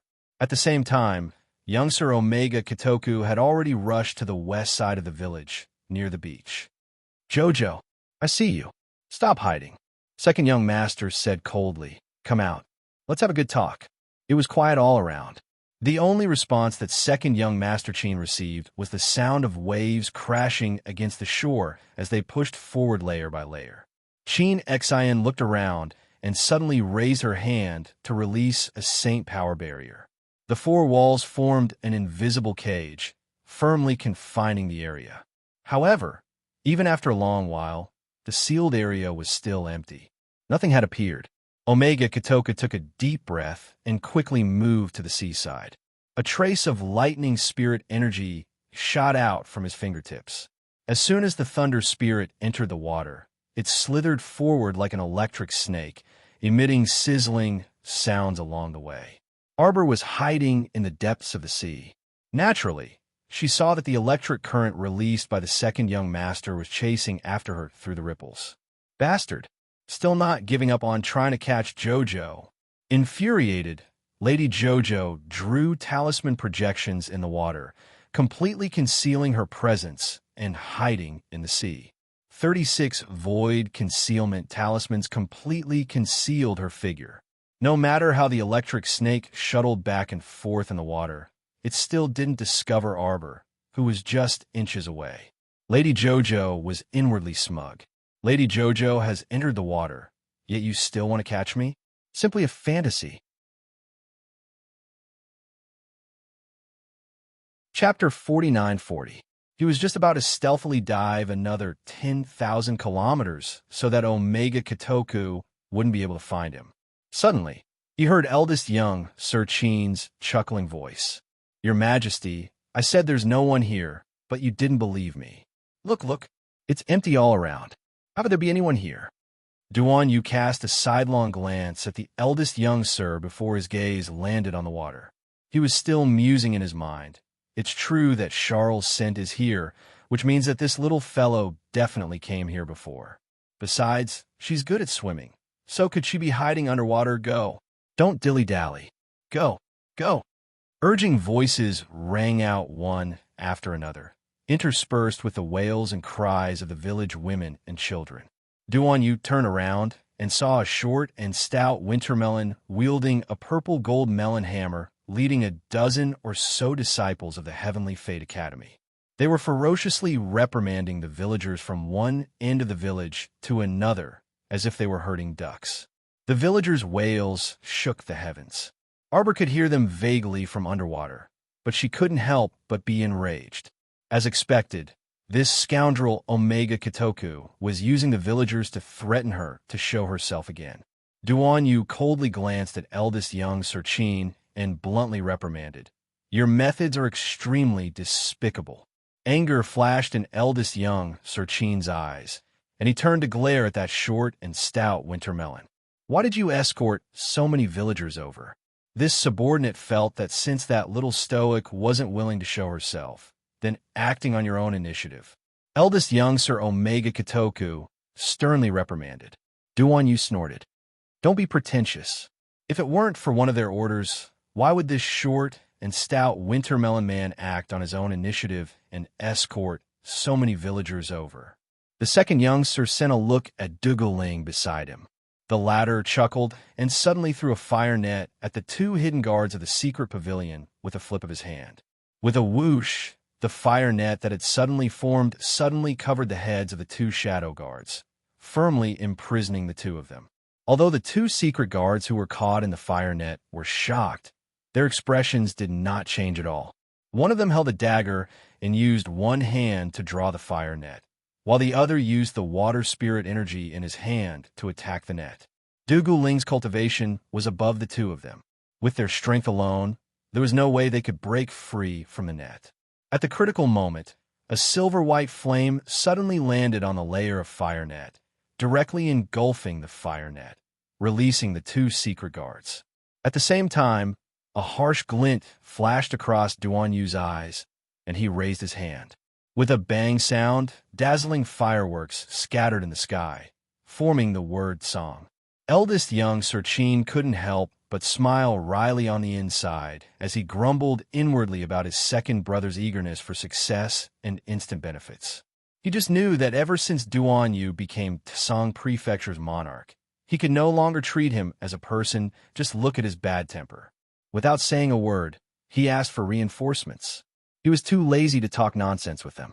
In less than a moment, dozens of giant air transportation spiritual tools flew over from nearby. From the looks of it, each air transportation spiritual tool could accommodate at least 300 people. In this way, the number of people on Tsang Prefecture's side perfectly overwhelmed Tianyin's side. Gathering firepower and starting a gang fight at the slightest disagreement simply suited 4th Duan's personality too well. Haha. Whoosh, whoosh, whoosh.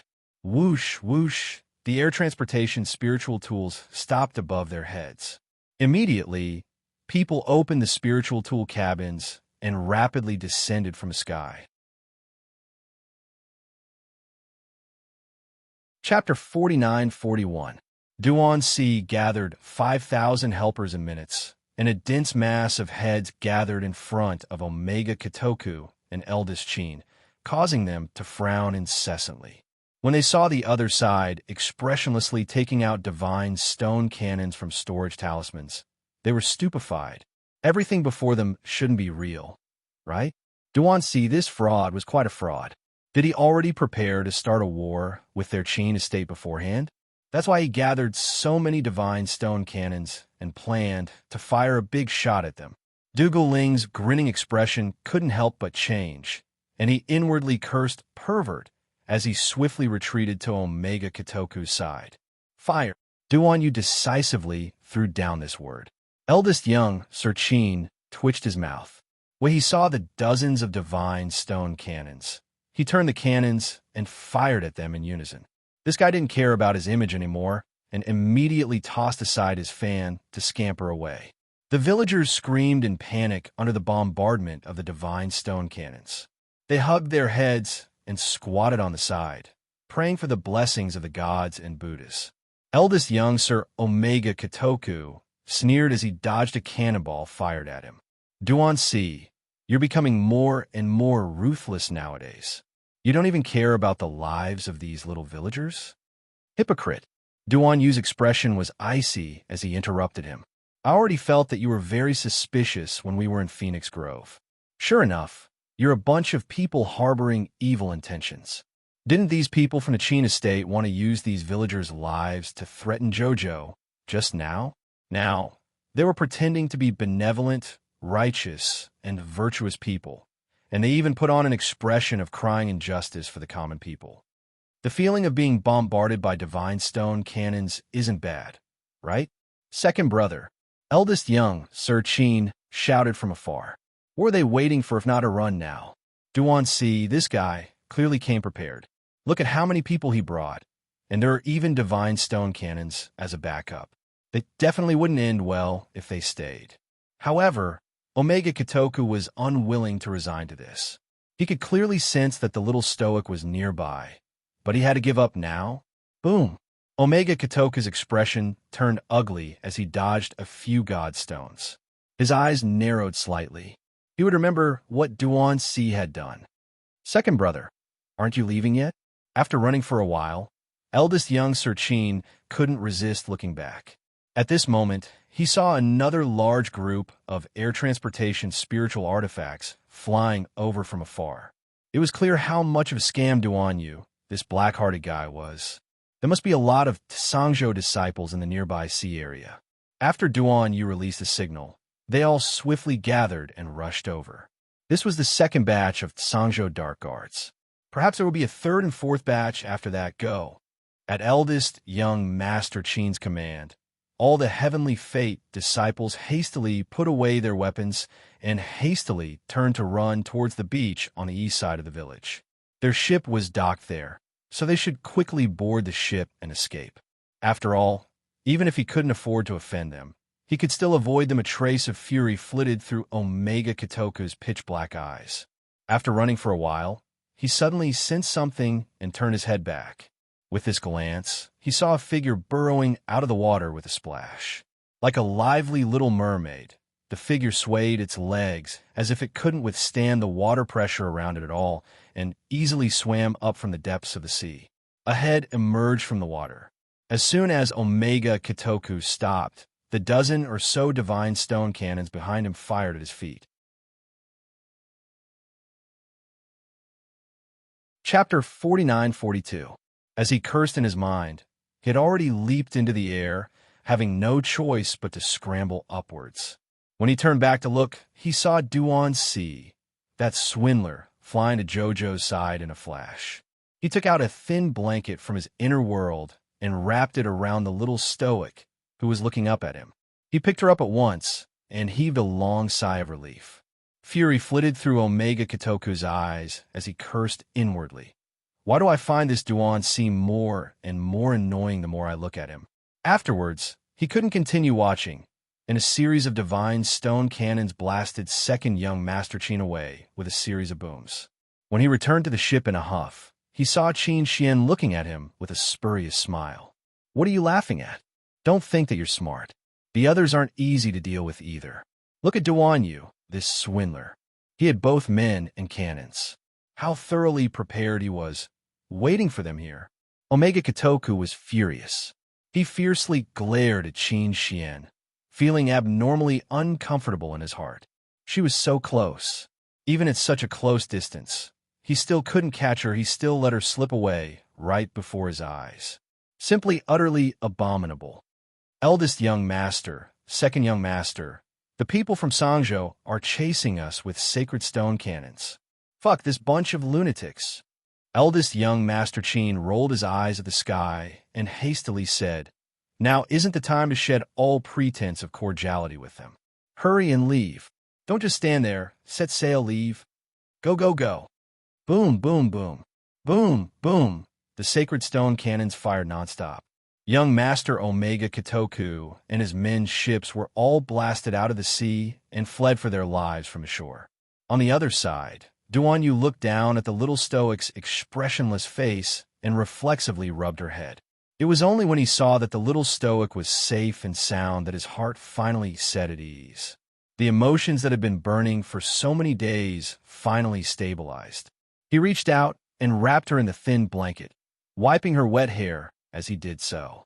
The silver flame in his palm flickered faintly, and in the blink of an eye, he dried the little stoic's clothes under the blanket. Duan Yu. The little stoic glanced at him aggrievedly.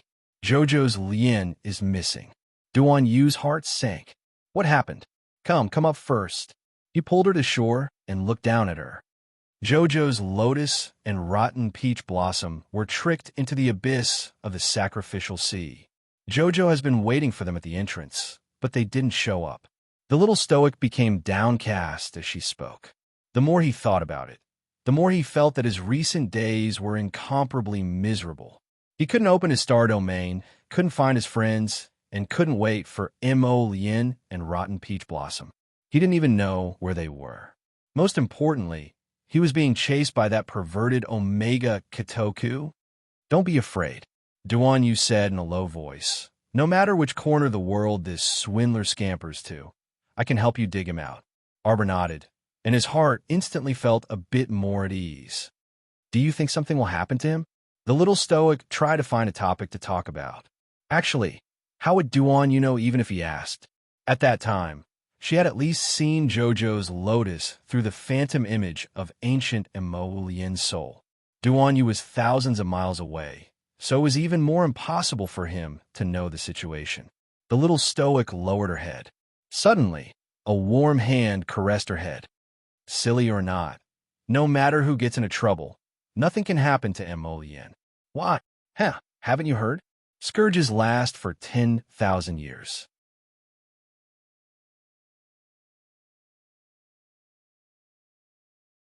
Chapter 49-43.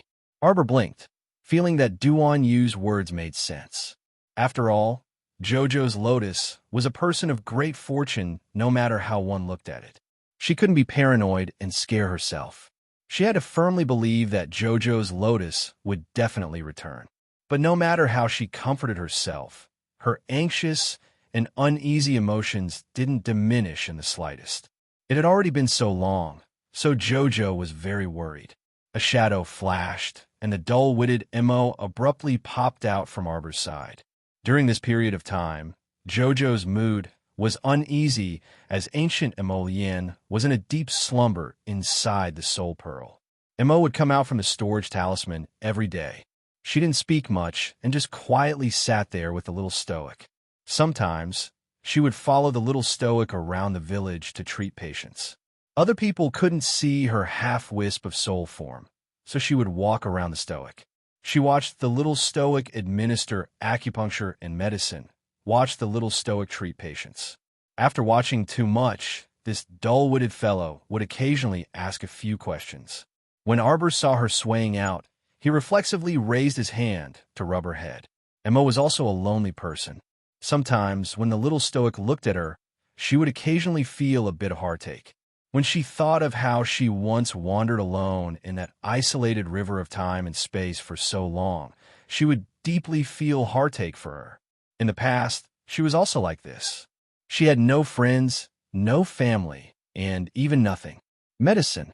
Emo dazedly followed beside her and spat out a word. Duan Yu glanced sideways at her. Jojo, this faintly discernible soul body, seemed to be very unstable, as if it would dissipate into the air at any moment. My good friend, Mo. Arbor grabbed Mo's hand and asked placatingly, "What medicine?" Medicine. Mo tilted her head, seemingly trying to express something with great effort, but unable to. Thus, she kept wandering around Arbor like a headless fly. "Where are you feeling unwell?" When Arbor asked this, he couldn't resist rolling his eyes at himself. Mo was a soul body, so how could she feel unwell? It was simply hilarious. "What are you trying to express?" "Don't worry, think slowly. It won't be too late to tell me when you can express it." Mo understood Arbor's words and nodded seriously. His expression was a little funny. "Jojo." Duan Yu smiled at her. Right now, halfway through his words, he glanced coldly to the left. Mrs. Feng hugged Mao Mao and took a few steps back in fright from the man's cold gaze. She hurriedly hugged Mao Mao tightly in her arms and shrunk her neck. With a face full of fear, she stammered, Little doctor." When a noble young man beside the young doctor gave the order to use the Godstone cannons to attack those young masters, he didn't care about what the others would do. The terrifying aura of a superior being assaulted him. Mrs. Feng muttered in her heart, "When I first picked up this young doctor, I already felt that she wasn't an ordinary person. How could an ordinary person have such an exquisite little face that was made of snow?" "It's okay, sister-in-law. It's okay now." Arbor stepped forward and comforted the mother and son. "What happened to Mao Mao's hand?" "I tripped when I was running earlier. It's nothing serious. You'll be fine soon after washing it and applying some medicine." Arbor raised his hand to wash the child and apply medicine, but Mrs. Feng seemed to be frightened and hastily took another step back.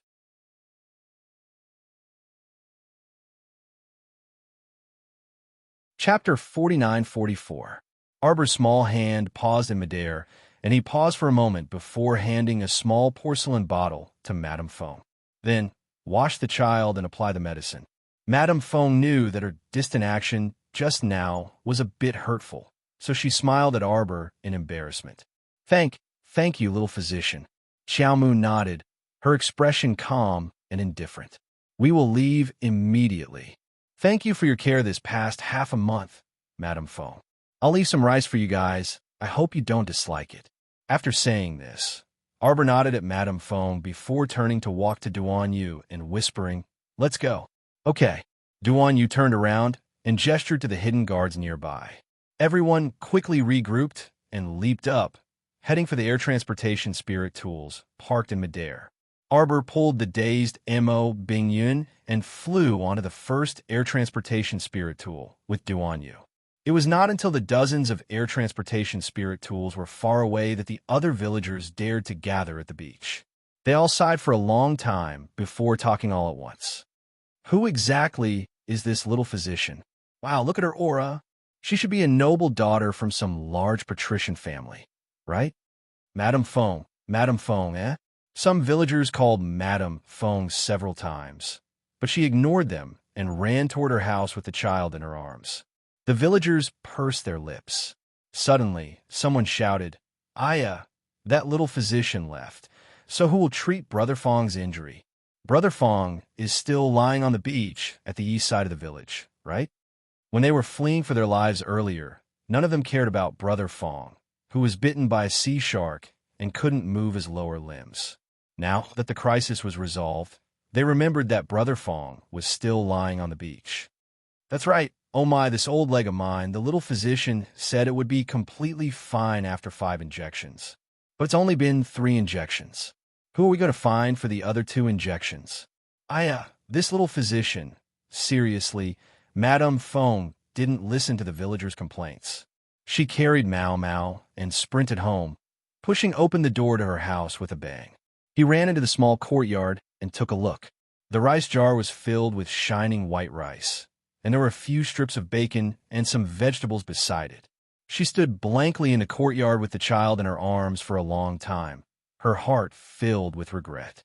She had been with the little doctor for almost a month. How could she not know what kind of person she was?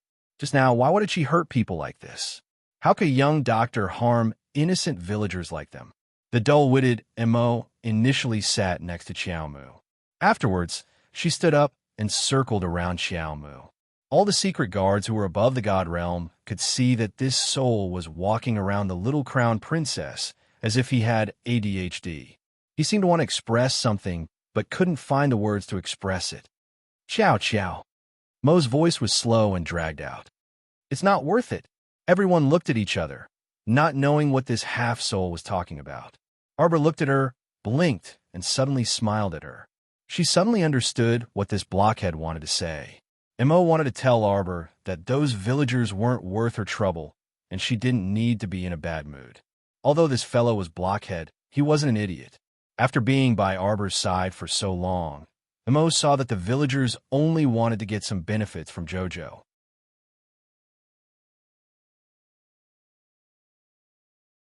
Chapter 49-45. Because Jojo's medical skills were superb and she provided free treatment, the villagers naturally did their best to curry favor with her. They were even quite envious of Sister Feng's family for being able to pick up Jojo first. Mo wanted to tell Jojo that it wasn't worth it to sulk over these people, but she just couldn't express herself. After trying for a long time, she could only spit out 3 words with great difficulty. It was so strenuous that she was so anxious that she paced back and forth around Jojo. Arbor suddenly wanted to laugh and pulled the pacing Mo to sit down beside her. She said softly, "I'm not angry." She was indeed in a bad mood just now. After all, she had lived in a fishing village for close to a month. Sister Feng's fearful appearance earlier made her feel a little uncomfortable. But forget it. Not everyone in this world could like Jojo. There would always be people who liked her and people who hated her. This was a very normal phenomenon. It was fine as long as she got over it. She wasn't a morning glory that faced the sun and had to make everyone like her. There was no need for this and no need to be conflicted. The fishing village was equivalent to a small stop in her life journey. She wouldn't come back once she passed it. Jojo, freshly baked roasted sweet potatoes. It's very sweet. Come and try it. While she was pondering, she heard Duan Yu's voice. She looked up and saw this guy's moon-white clothes fluttering past her. He was holding a plate of roasted sweet potatoes with both hands and was smiling at her with curved eyes. Those rippling peach blossom eyes seemed to faintly flicker with the light of shattered stars. Eat. This was a huge headache. One had to look forward in life, so they naturally had to eat. Let's go take a look at the entrance to the sacrificial seas abyss later. We have to dig 3 feet into the ground to dig those 2 idiots out. Okay. Arbor nibbled on the roasted sweet potato in her hand, a hint of sweetness in her mouth. She was different from her mother. She definitely wasn't destined to be alone. Even if their kinship was extremely thin, Jojo had a lover, a sect, and so many friends. There was nothing that Jojo couldn't face. Half a month ago, I followed your aura and found the wreckage of a ship. After that, I sent people to search the surface of the sea. They didn't find you, but they did find many people from various aristocratic families. Your Mu family is safe and sound. I've already sent people to send them back to Dragonflame City. Xiao Mu's fair fingers twitched as she recalled little Fifth Qin, whose complexion was a bit pale. When he let her go, he said that he would take care of everything over there. Therefore, the Mu clan's Tung Yun Yunji, Murong Yen, and the others were also released by the Zither cultivator. Xiao Mu had mixed feelings, and she didn't know what to say. The Qin family is the mastermind behind the heavenly fate. Arbor looked up at Duan Yu with a listless expression. Jojo is too stupid and has been kept in the dark by them. Nonsense. Duan Yu peeled another sweet potato for her and fed it to the little stoic. They hid themselves so well that no one noticed. You're not the only one who was fooled. Everyone was dumbfounded. This was the true terror of these people from the Qin estate. Now that I've seen through their identities, do you think they'll still return to Dragonflame City? Duan Yu nodded. They naturally won't stay in the Qin estate in Dragonflame City anymore. They'll probably move to a secret location and continue hiding. They can gather a lot of information while hiding in Dragonflame City. Most likely, not all of them will withdraw. Arbor thought about it and agreed.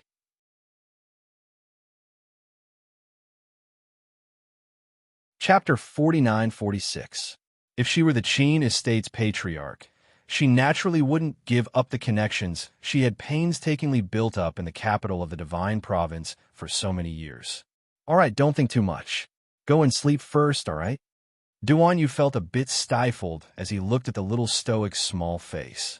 She seemed to be thinner than a palm, and he felt even more stifled.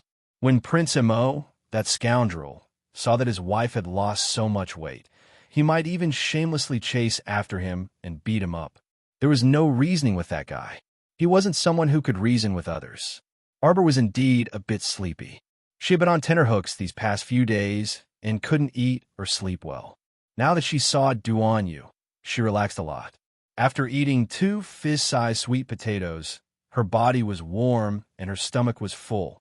She took out a sleeping bag from her inner world, and Sir Jojo crawled inside. This spirit artifact cabin was quite spacious. Other than Wui and Xiaoi, who were by Duan Yu's side, the other hidden guards were arranged to be on other flying spirit artifacts. After Jojo installed a sleeping bag on the spacious seat in the spirit artifact cabin, Duan Yu's lips curled. He raised his hand to set up a soundproof defensive wall near the seat to prevent her from rolling down from her seat with the sleeping bag. Moe swayed back and forth outside the defensive wall. He looked up at Duan Yu before swaying to a seat and sitting down. He obediently and expressionlessly continued to stare blankly. Duan Yu looked back at Jojo, who had burrowed into the sleeping bag, and thought, Jojo, I wish you a good night's sleep. Don't worry about anything, because I'm here. Ming Province's Great Young City, Eastern Palace, Crown Prince Estate. Ming Yasi coldly gazed at the people before him. His gaze landed on a graceful woman with a white veil covering her face. Your Honorable Highness the Crown Prince of Ming Province. The leader, a middle-aged man, placed a hand across his chest and bowed to Ming Yasi. It will be better for you to personally inspect this precious gift. Ming Yasi coldly stared at them and ordered coldly, Woman, remove the veil on your face and let me see who exactly you are. These uninvited guests from the grassland had tried every possible means to see him, saying that they wanted to present him with a treasure. Was it this woman in front of him who smelled like a prostitute? A trace of disgust flashed through Ming Yasi's eyes. Did he look like such a stupid person? Would he casually accept a woman of unknown origin? At this thought, the woman in the white veil gracefully reached out and took off her veil, revealing an exquisite face the size of a palm. She smiled at the dumbfounded Ming Yasi with her big, watery eyes. She bowed and said, Greetings, Your Highness. Dark Yas glared at the familiar face in front of him, his eyes revealing traces of ferocity. What a beauty who substituted the plum for the peach. Do they think that anything in this world can be replaced? What a joke. He finally understood what was going on. The cold light in his eyes turned into a substantial killing intent. You've looked for the emperor of Song Prefecture before, right? No wonder Duan Yu, that guy, seemed to have gone mad recently and dispatched an extremely powerful army to the Pingjin Prairie to hunt down the people of the state of Luo. So that's how it was. That's how it was. When the leader of the envoy from the state of Luo saw Ming Yasi's reaction, his heart sank. It couldn't be, right? Could it be that this Ming Prefecture's crown prince was as eccentric as the Song Prefecture's emperor? That couldn't be, right? Chapter 49-47. It's hard for you to cover such an ugly fake face with a veil. Ming Yasa's cold words caused the woman's expression to stiffen. What? Ever since she was perfectly transformed by the transformation potion, although she couldn't compare to the other candidates, she, Lily, a number 5, could already be considered a mid-tier product. It was definitely not something that Lily, a number 9 and 8, could compare to. Every day when she looked in the mirror, she would be mesmerized by her own face. It was simply too perfect, okay? His Highness, the Underworld Crown Prince, must be blind. Yes, if he wasn't blind, how could he not see how good she was? That man's cold gaze looked through her face as if he was looking at an ancient place. This kind of gaze that disregarded her made Lily, a number 5, feel suffocated and embarrassed. The woman held the white veil in her hand and twisted it tightly. The stifling feeling in her chest was about to make her explode. You really shouldn't have taken off the veil to scare people. Hurry up and put it back. Student Ollie, who was standing behind his elder brother, felt like he was struck by lightning. Sometimes, Big Brother's words were really too hurtful. Cough, cough. Lily, on number 5, clutched her chest that was about to explode and panted heavily.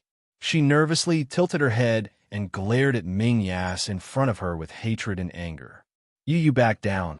The head envoy of Doruo coldly reprimanded. The woman trembled and didn't dare to act rashly.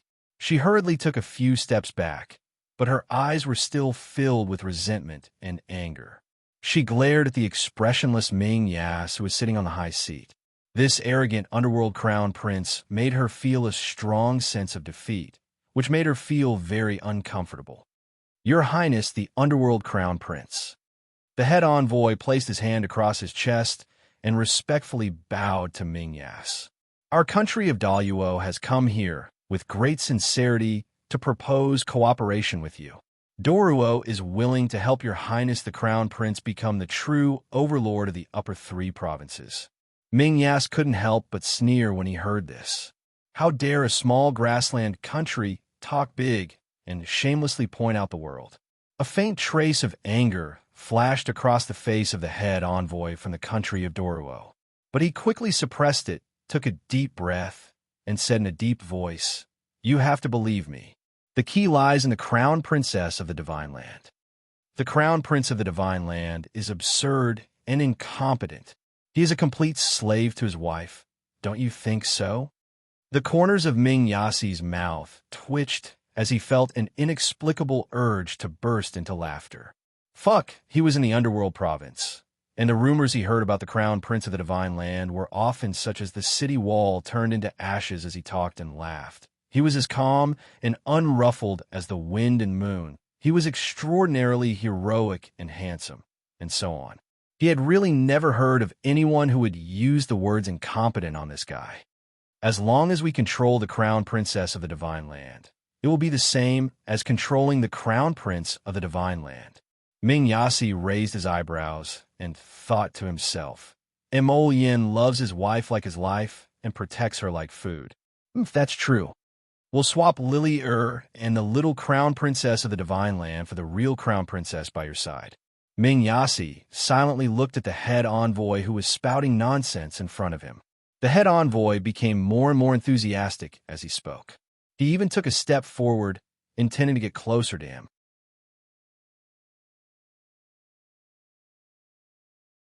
Chapter 49-48. This way, Not only will you get what you want, we can also control the lifeline of the Divine Land's Crown Prince.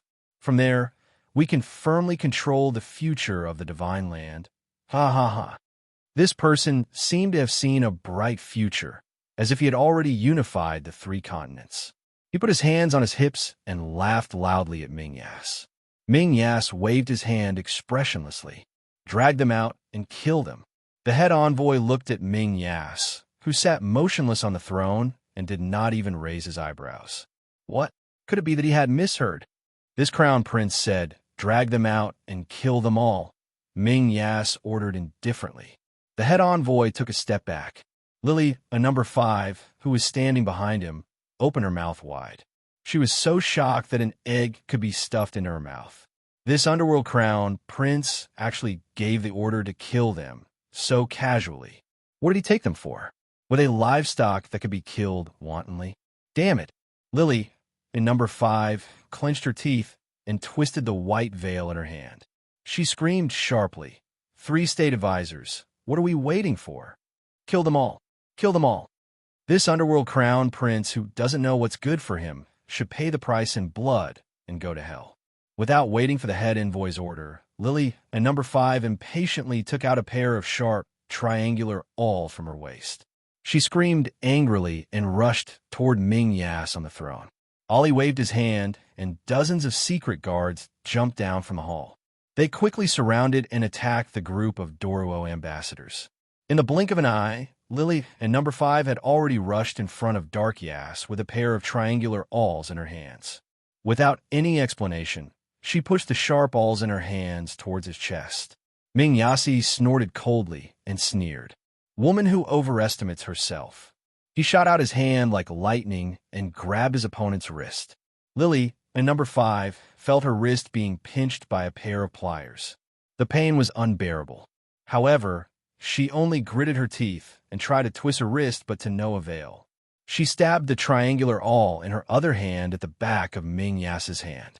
You can't even withstand a single blow. With a backhand, Yas slapped the woman's face. After Lily, a number 5's tender and fair face took a heavy blow, a faint crack sound could be heard. It was the sound of something cracking.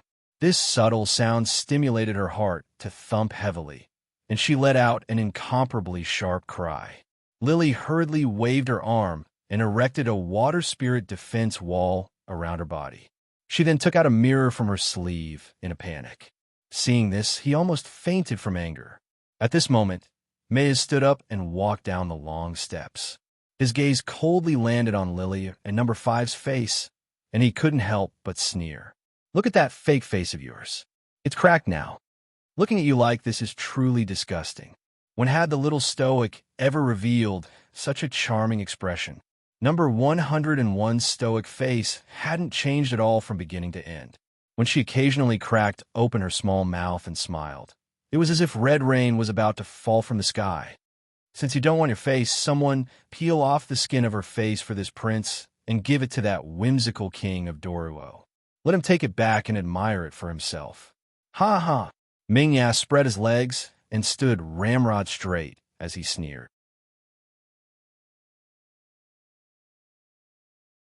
Chapter 49-49. No. Lily, a number 5, widened her eyes in horror when she was suddenly startled by a bestial roar. She felt a sudden pain in her chest. When she raised her head to look, she was actually being stepped on by a vigorous calf. That pair of calf eyes flickered with a cold light as they stared fixedly at her, scaring Lily, on number 5, into shrieking uncontrollably. Her entire body trembled as she tried to turn around. State Preceptor Shintu, save me, save. At this moment, a shadow guard holding a thin lancet expressionlessly walked to her side.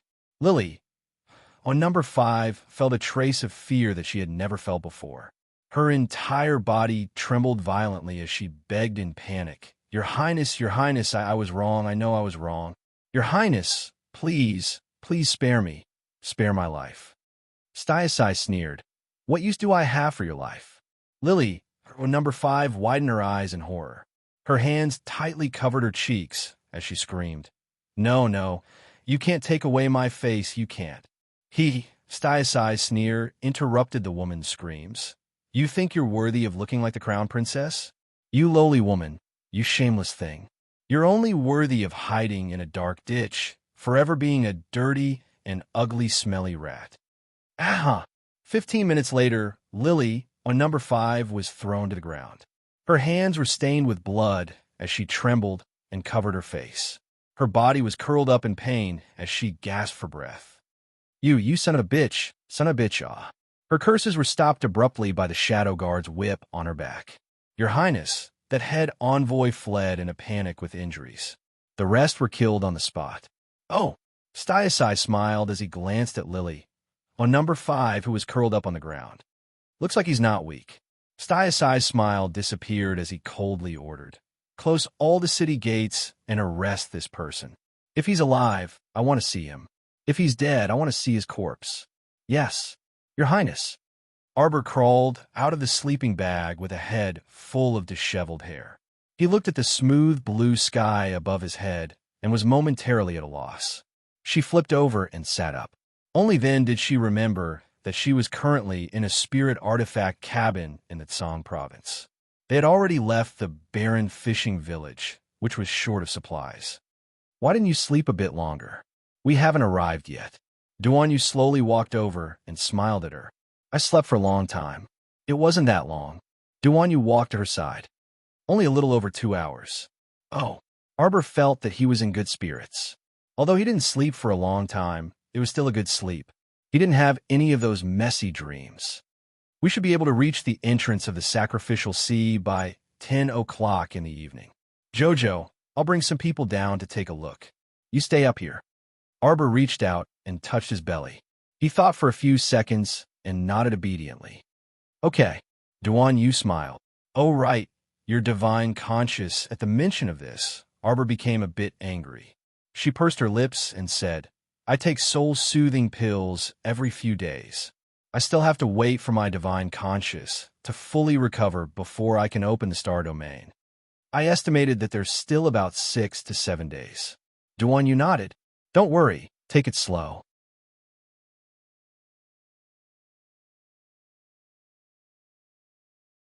Chapter 4950. Arbor thought that this was the only way.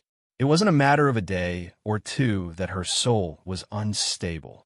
Previously, in the Pond Lotus Sacred Realm, she had already stabilized her soul by withdrawing a fragment of her soul. If it weren't for the help of that soul fragment, it would probably take even longer to recover. Arbor reflexively stroked her left palm. Sometimes, she seemed to be able to feel the Fushi great sword in her body impatiently wanting to jump out. Soon, old friend, I'll be able to properly meet you very soon. Your Majesty. A hidden guard hastily walked into the spirit tool cabin and stood at the door, bowing respectfully. Jojo, dinner has already been prepared for you. Go eat first. I'll go see what's going on. Arbor glanced at him and nodded as she climbed out of the sleeping bag. You have to tell me if there's anything. People like them always like to hide everything from Jojo, which was especially annoying. Okay. Duanyu nodded with a smile and turned to leave with the muttering hidden guard. Sir Jojo rolled out of the sleeping bag with a grumble.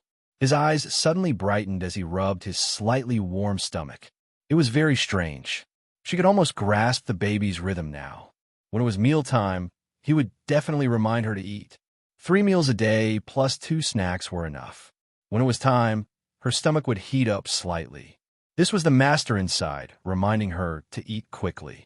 This child was definitely a foodie, the little stoic inwardly thought expressionlessly. He was definitely like his dad. There were 6 dishes and 1 soup for dinner. The little stoic ate quite well.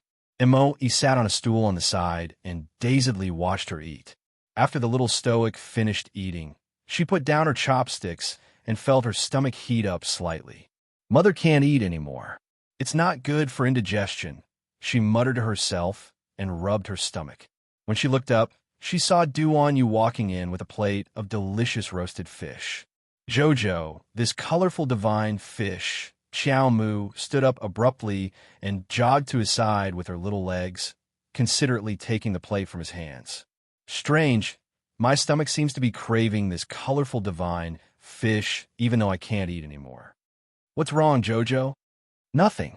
Arbor picked up the chopsticks and tried to pick up the ordinary braised fish with soy sauce at the side. His stomach was still, and there was no reaction at all. She turned to pick up the colorful divine fish, and her stomach instantly warmed up. It was as if Baby Mo was urging her to hurry. Through her stomach, Arbor tried a few more dishes thoughtfully before he put down his chopsticks in realization. Her child seemed to be more interested in food that contained divine power. Whenever her chopsticks touched food that contained divine or spiritual power, her stomach would heat up to varying degrees. Was this a signal from Moi? Jojo didn't know whether to laugh or cry. He had the urge to roll his eyes. This child hasn't even been born yet. How old is he? He's already taking care of his mother's daily needs. However, she ate too much ordinary food today and didn't want to eat food that contained divine power anymore. Forget it. She'll try again tomorrow. Duan Yu sat next to her and watched her move her chopsticks from east to west. His gaze followed her back and forth. Not eating anymore. I'm stuffed. Then get up and walk. I'll help you digest. Duan Yu's gaze shifted to her stomach, and he asked softly, does he know? He doesn't. Arbor was dejected. What a pig head.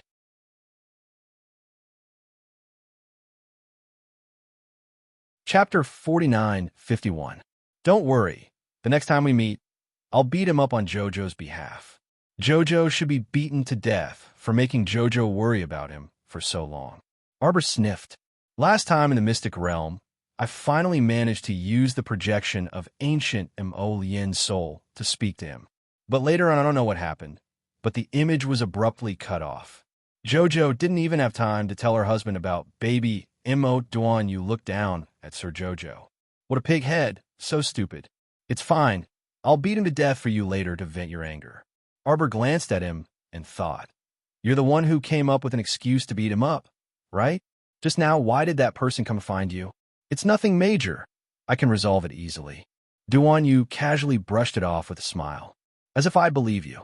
Arbor glared at him and grumpily harumphed. This person had the same personality as Jojo's Lotus.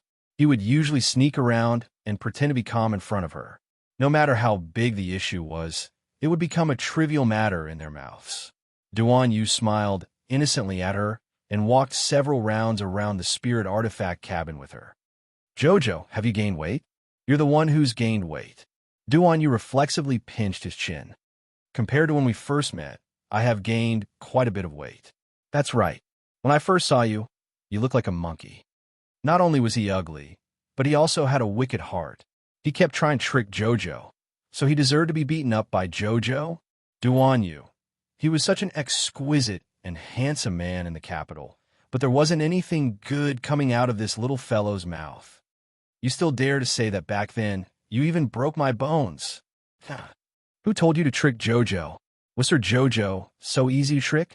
Duan Yu pursed his lips, and his footsteps paused as he looked at Xiaoi, who was walking towards him. Go do your thing.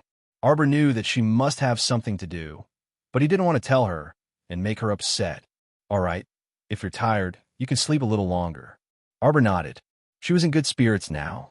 She planned to take out the crystal core of the sacred beast ichthyosaur and study it. If only he could get in touch with his friends in the starfield. He could let the three little puppies see if the crystal core of the sacred beast ichthyosaur was effective on them. After Duan Yu hurriedly left with Xiaoi, Arbor strolled around the spirit artifact cabin a few times before sitting down to rest. With a flip of his hand, he took out the ichthyosaur crystal core from his storage talisman and squinted his eyes at the light. This crystal core was filled with boundless saint energy. Just by looking at it with the naked eye, one would feel that the saint energy within it was like a raging wave. He wondered if the three little puppies, with their small bodies, could withstand the saint power. After studying it for a while, Arbor put it away again. Seeing that the sky outside was gradually turning dark, Sir Jojo didn't feel sleepy at all, so she simply closed her eyes and regulated her breathing for a while. When she opened her eyes again, she discovered that the air transportation spirit artifact had already stopped in midair. She stood up and called for a hidden guard to inquire. It was only then that she found out that they had already arrived at the entrance to the abyss of the sacrificial sea an hour ago. Duan Yu had already led some people down by now. Sir Jojo knitted her brows in displeasure when this person didn't call for her even after arriving. That hidden guard lowered his head and said, "His Majesty, please wait inside the cabin for a while. There's no need to go down." Arbor was silent for a moment as she paced back and forth inside the spirit artifact cabin.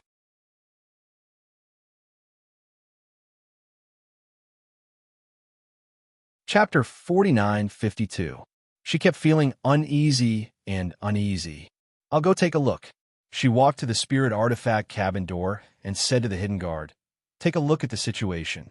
I'll come back immediately." But His Majesty instructed, "I'm just going to take a look at the surface of the sea.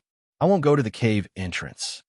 Even now, she still had some psychological trauma from that bottomless pit in the sacrificial sea abyss. When she recalled how she fumbled about in the darkness, unable to see her fingers in front of her, she felt a bit uncomfortable. Staying in that kind of place for too long would really drive one crazy. The hidden guard couldn't persuade the little stoic, but he also didn't dare to offend her, so he could only meekly open the spirit artifact cabin door and accompany her down. The surface of the sea was illuminated quite brightly by the illumination pearls. Xiaoyi was currently hovering near the entrance to the sacrificial sea abyss with a group of hidden guards. When he looked up and saw a young hidden guard leading the little stoic down, he couldn't help but frown and glare fiercely at that young hidden guard. "What's going on?" Sir Xiaoyi, this subordinate couldn't dissuade Mississippi." Xiaoyi hovered above the sea and took a step forward in Arbor's direction. He bowed and said, "Miss, it's not appropriate for you to go down with your health condition." Arbor nodded expressionlessly at him. "Don't worry, I won't make things difficult for you. I promised Duan Yu that I wouldn't go down, so I won't go back on my word." Xiaoyi sighed in relief and nodded with a smile. "All right then, you still need to be careful at the cave entrance." Arbor had actually paced back and forth near the sacrificial sea abyss countless times.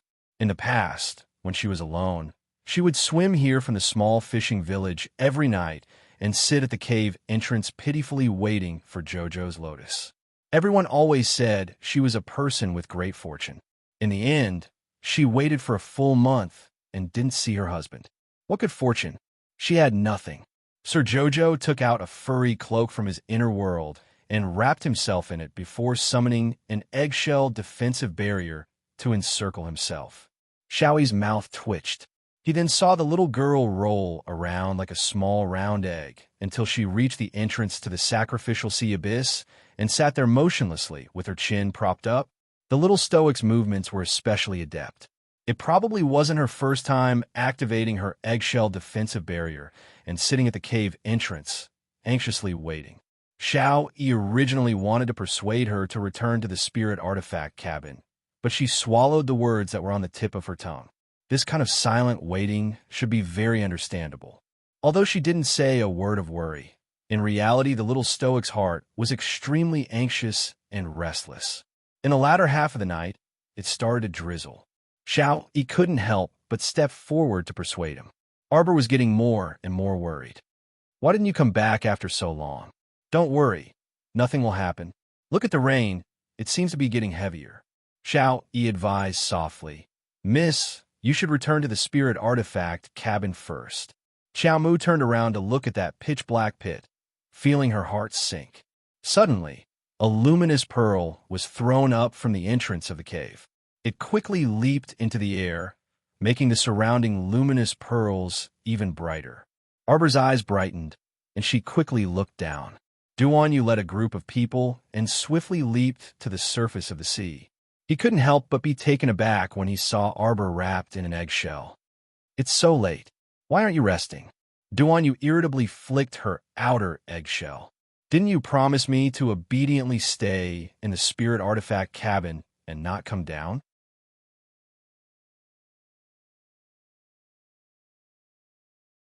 Chapter 49:53. Sir Jojo glanced at him guiltily and murmured, worried. Duan Yu's heart softened, and he gazed at her gently. He patted her head through the defensive barrier. What's there to worry about? You're truly a little fool. Hurry, let's go. The rain is getting heavier. Let's talk inside the cabin. Arbor couldn't resist pursing her lips. He made it sound like the heavy rain would affect him. In reality, when those raindrops and mist were a few feet away from him, they were evaporated by his sacred power. Not a single drop could touch him. Arbor gazed at Duan Yu, who was happily eating a bowl of noodles with an indescribable gaze. Jojo, your Hunter Treasures food box is really congee, rice noodles, and all kinds of food. When he came up earlier, he grumbled, I'm hungry. It would be great if there was a bowl of piping hot noodles right now. In the end, the little girl expressionlessly took out a food box and immediately placed a bowl of mushroom, vegetable, and shredded pork noodles for him for the rest of the day. Mother will not eat anything else. The little stoic raised her hand to rub her stomach, dispersing the restless heat from the child in her belly. She didn't want to eat until she was full and then digest. From her doctor's point of view, she had indeed eaten a bit too much today. You can speak now. When the little stoic saw him put down his bowl and chopsticks, she immediately pressed him with a serious expression. What's the situation inside the abyss of the sacrificial sea? The entrance is completely blocked. From the looks of it, there should have been a fierce battle inside. If we want to dig open the entrance, it will take at least half a month to do it bit by bit with manpower. We need to use a spiritual energy bead to blast it open. That could be even worse. Duan Yu sternly said to her, the path below is completely sealed off by the glacier. The layer of ice is very thick. If we use a spiritual energy bead to blast it open, I'm afraid the cave entrance won't be preserved. At that time, the entire entrance to the sacrificial sea abyss will collapse, and it will be even more troublesome. Arbor thought about it and agreed. After a moment of silence, he said, then tell me, what should we do? Dig. Since they couldn't use external forces to open the passage, they could only use manpower to dig. Therefore, we may have to spend some time here. But your body, I'm fine. Arbor quickly straightened his back. You don't have to worry about me. I'm fine. After a few days, when his divine sense was restored, there should be no problem. Duan Yu glanced at her. All right then. If you feel any discomfort, you must tell me as soon as possible. Okay. Arbor nodded. For the next 5 to 6 days, Duan Yu led Xiaoyi and the others to dive into the abyss of the sacrificial sea every day to excavate the passage entrance. Arbor spent most of his time sitting in the eggshell defensive shield, anxiously looking at the bottomless pit. When they came up, he would sit there for most of the day. On this day, Arbor sat at the entrance of the cave, as usual, staring blankly at the bottomless pit. Suddenly, she heard a familiar and excited voice. Master Silver, Master Silver, Master Silver. Arbor instantly perked up. At first, she thought she was hearing things. Soon after, she saw the little treant and the little water droplet abruptly jump out of the star domain and on her head, one on the left and one on the right. Master Silver, what happened? You worried us to death. That's right, that's right. What happened to your conscience?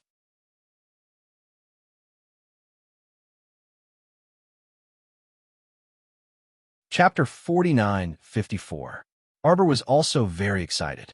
Previously, I used the Fushi Greatsword twice in a row, causing my soul to become unstable and my consciousness to be damaged. The star domain automatically became silent and sealed. I made you guys worry. I was really worried to death. The little treant smacked its lips. When I think of Master fighting so many bad people outside alone, my heart almost hurts to death. Seeing this, the little water child punched the treant's head. I see you eating and sleeping every day, but I don't see you being that worried about Master.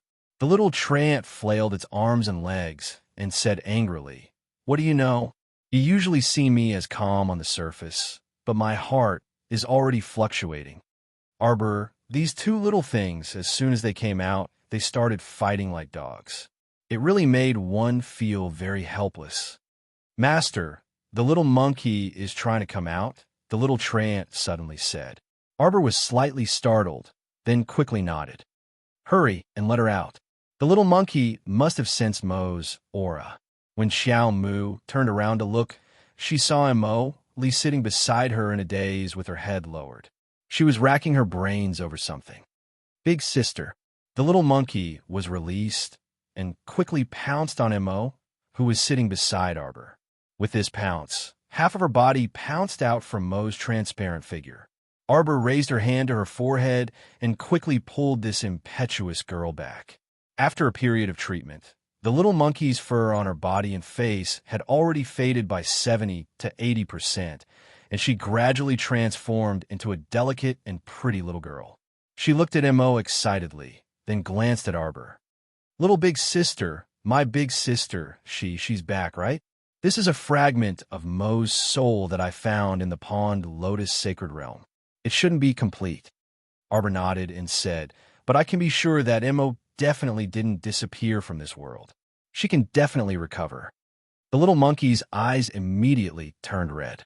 She nodded and choked with sobs as she said, "Yes, that's great.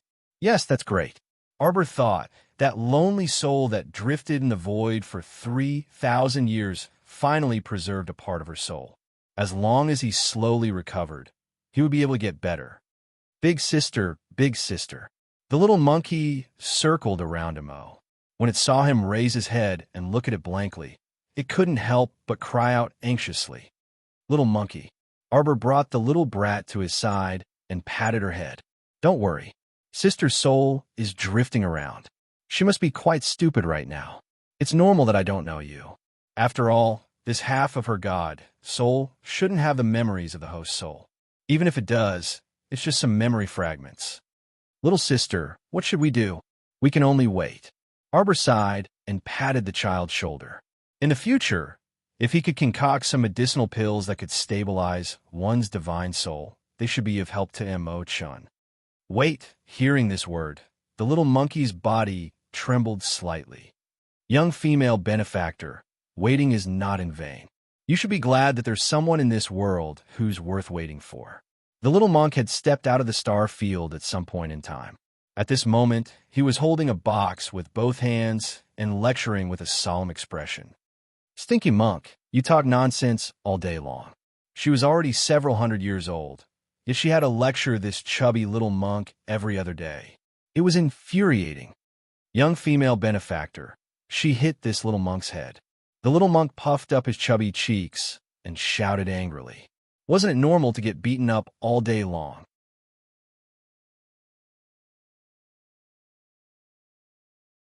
Chapter 4955. Arbor lowered her head and glanced at the little monk. She lifted him to the side, giving the little monkey and Mo some space to interact. All right. The little monk who was always talking nonsense would get beaten up no matter where he went. Arbor carried him away. The little monkey and Mo definitely had a lot of things they want to talk about. The rest of the people shouldn't disturb them. Benefactress. The little monk puffed up his cheeks and tried to look up. He tilted his head and looked at her. You seem to have gained weight again. Benefactress really wants to beat you up right now. Arbor glared at the little monk. Shut up. You don't need to speak right now. The little monk smacked his lips and snorted. Then when will this little monk need to speak? The people in the star domain were all very strange. Every time the little monk opened his mouth, they would either tell him to shut up or find him naggy. Actually, he wasn't naggy at all. He just spoke a few more words. Arbor took out a carrot from her inner world and stuffed it into the little monk's mouth. Is it sweet? It's sweet. The little monk took the carrot and took a bite out of it. Kong Kong, have you made any progress in controlling the fire spirit recently? Kong Kong nodded. Yes. The small fireball has already become a large fireball. Arbor lowered her head and glanced at him. She was surprised.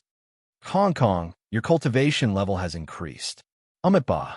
This little monk hasn't worked hard enough. The little monk puffed up his cheeks and took a few bites of the carrot. This little rascal was only 5 years old, but his cultivation level had already surpassed most people. Looking at his small arms and legs, it was hard to imagine that he was already a level 13 spiritual master. His innate talent seemed to be even better than hers, if not better. Benefactress, the little fatty said in a childish voice. You haven't come to see this little monk for so long. This little monk misses you very much. Arbor wanted to laugh. She reached out and poked his white and tender double chin. Do you miss me or the peaches I gave you? The little monk thought for 3 seconds and nodded heavily. Both. He missed the peaches mainly. Liar. Arbor flicked him on the forehead. Liar. The little monk hurriedly covered his forehead with his hand. No, I'm not lying to you. All right. Arbor carried him to the door of the spirit artifact cabin. Sister is going to the surface of the sea now. Are you going to enter the star field, or don't enter the star field? Don't enter the star field. The little monk repeatedly protested. He had been cooped up in the star field all day long. If he wasn't cultivating, he would be eating melons. It wasn't easy for him to get some fresh air. He had to stay by the female benefactor's side. Benefactress, this little monk has recently recited a new scripture to calm the mind. Do you want to hear it? Arbor looked at him silently. Not for now. That's really a pity. The small monk curled his lips and said, This little monk has already memorized it thoroughly. I can even recite it backwards. Originally, I thought that since Benefactress has a strong, evil aura, I could read it to Benefactress when I have nothing to do. Arbor, thank you to your whole family. Since Benefactress so? Oh. Arbor pressed the little monk's nagging mouth with one hand and quickly jumped down from the spirit artifact cabin with him. Her ears suddenly became much quieter, and Arbor let out a slight sigh of relief. Little tree, bring Kong back to the starfield. The little monk hugged her arm. Oh, little tree waved its branches, and its voice rippled. Forget it, mistress.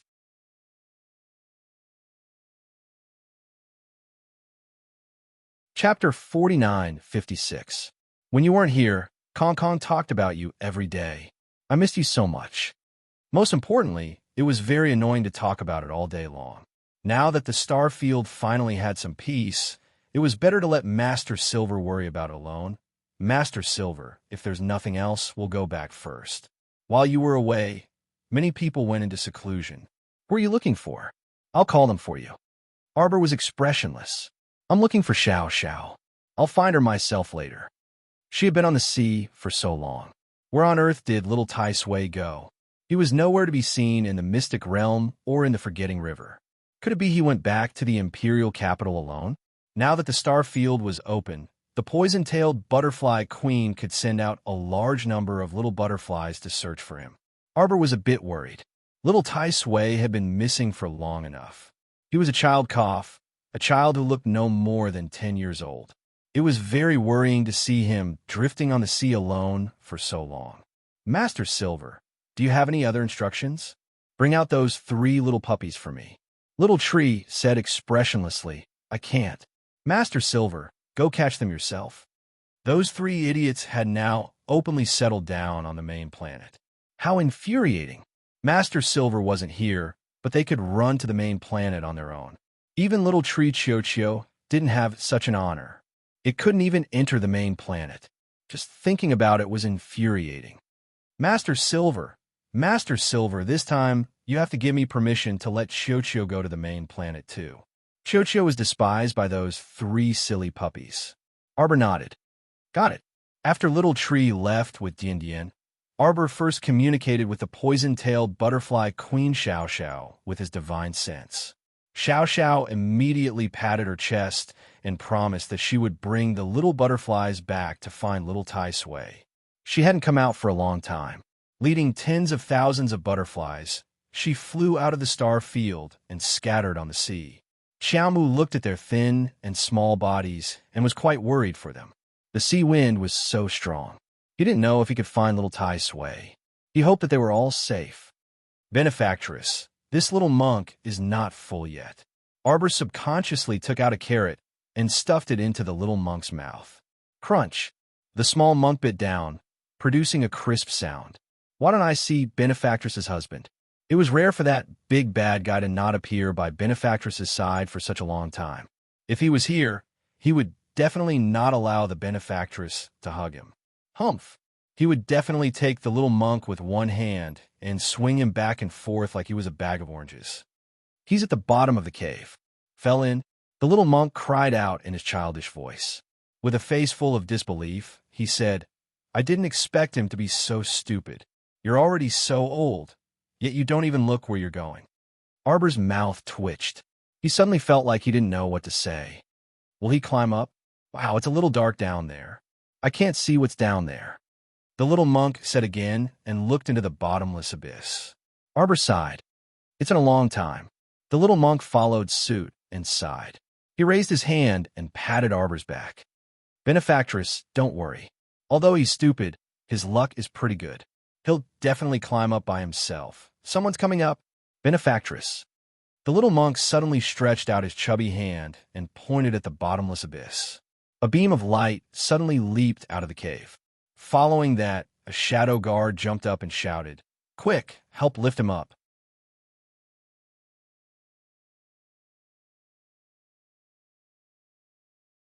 Chapter 49:57.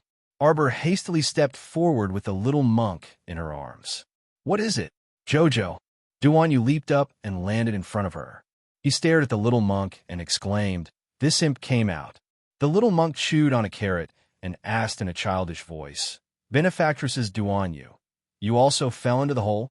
Duanyu's mouth twitched as he looked at him, both amused and exasperated. He then turned to look at Arbor. "Jojo, has your star domain recovered?" Arbor nodded repeatedly. Duanyu, before she could finish speaking, her gaze suddenly landed behind him, and she exclaimed, "Xiao? Little Tai Sui." Little Tai Sui's eyes were tightly shut, and his small face was ghastly pale as he was gently carried out of the hole by two hidden guards. Arbor quickly stuffed the little monk in her hands into Duanyu's hands before floating forward. She took out a needle pouch from her sleeve and pricked little Tai Sui twice. When the frost entered his body, his blood was about to solidify. Arbor's expression instantly turned extremely grave. It was truly strange that little Tai Sui would be frozen to this extent by the frost that entered his body despite being at the transcendent divine realm.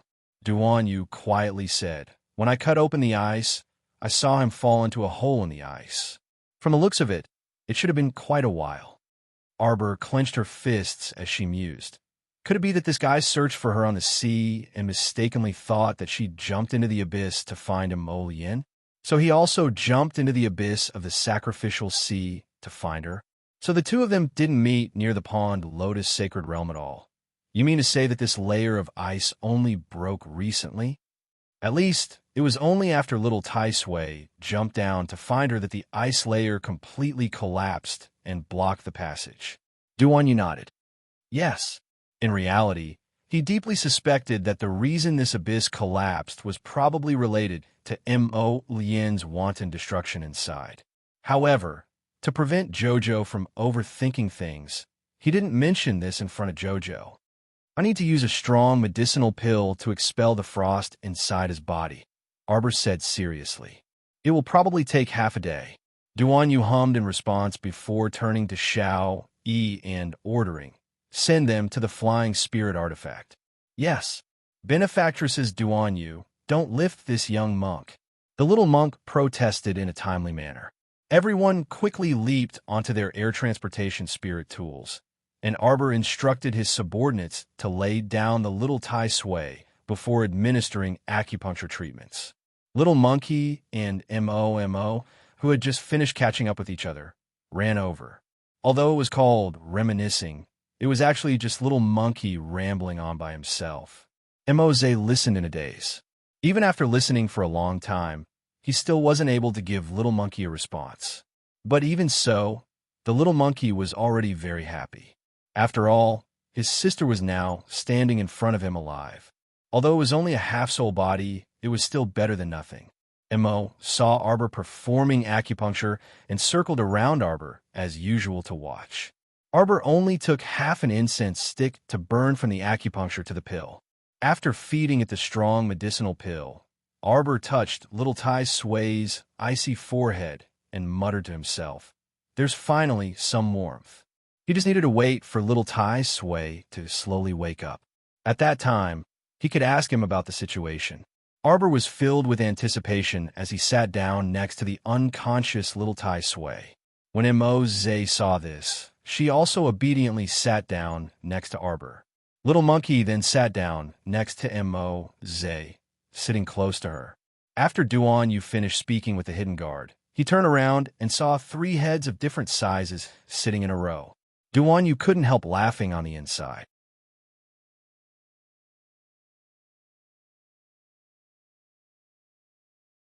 Chapter 4958. Duan Yu's lips involuntarily curled into a faint smile. Jojo, how is little Tai Sui? He's about to wake up. Looking at this progress, we should be able to open up the underground passage in 2 days. Jojo, don't be anxious. Arbor looked up at Duan Yu, his eyes brightening. Mo and the little monkey also raised their heads one after another, their expressions identical as they looked at Duan Yu. Duan Yu was speechless. These two's movements were simply in sync with Jojo's. It was a bit comical for the 3 little fellows to stick together in a row. However, it was rare for Jojo to find someone he could chat with so well. Of course, most of the time, Jojo and Mo were together in silence, so they basically didn't speak much. However, the atmosphere between the 2 of them was quite harmonious. Jojo was finally a child with friends. Back then, she had said, "I don't have any friends for a long time." When he thought of this, the smile on Duan Yu's face deepened. Arbor glanced at him and was about to poke him when he noticed little Tai Sui's finger twitching. Arbor quickly propped up his head and placed a soft pillow under his head. Little Tai Sui slowly opened his large, beautiful eyes and stared blankly at Arbor, his gaze drifting erratically. Arbor quickly waved his hand in front of him and asked seriously, "How many fingers is this?" Little Tai Sui grumpily grabbed her small hand and exclaimed weakly, "Where did you run off to?" Arbor instantly felt guilty. "Little Tai Sui, didn't we agree to meet at the pool Lotus Sacred Realm? Why did you run off to the undersea abyss?" At the mention of this, little Tai Sui flared up. "When did we agree to meet? I mentioned the pool Lotus Sacred Realm back then, but you didn't say you would definitely go. I kept looking for you on the sea, but I couldn't find you at first, so I went to the undersea abyss entrance to wait for you. I thought that with your personality, you would definitely go to the undersea abyss entrance to wait for Lien every day. Who knew you wouldn't follow the routine?" At this point, little Tai Sui couldn't help but roll its eyes. I thought to myself, could it be that you jumped into the abyss on a whim? Arbor, Duan Yu interjected in amusement. So you dug your own grave and jumped down to find Jojo? What are you thinking? Is Jojo that stupid? Jojo nodded and stared at the little Tai Sui in disbelief. This child was so stupid. Little Tai Sui was so humiliated that he flew into a rage. He coughed, struggled to get up, and immediately changed the subject. Do you know? I encountered the super sacred beast, Primal Chaos. This guy, when he talked about the things he had done, he immediately skipped the topic. When I saw this super holy beast, it was rolling back and forth in the depths of the ocean as if it was constipated. It stomped its legs and roared, crushing the entire country below it into pieces. I didn't even have time to see what happened before he spat out a mouthful of cold air. Actually, I could still move at that time, but unfortunately, that icy mist was extremely tyrannical and froze me to death in a matter of minutes. Primal Chaos? Duan Yu's expression instantly turned grave. In the undersea abyss? Yes, there's a natural formation in the depths of the undersea abyss. Little Tai Sui took a deep breath and said, when I rushed there, I didn't see a single person.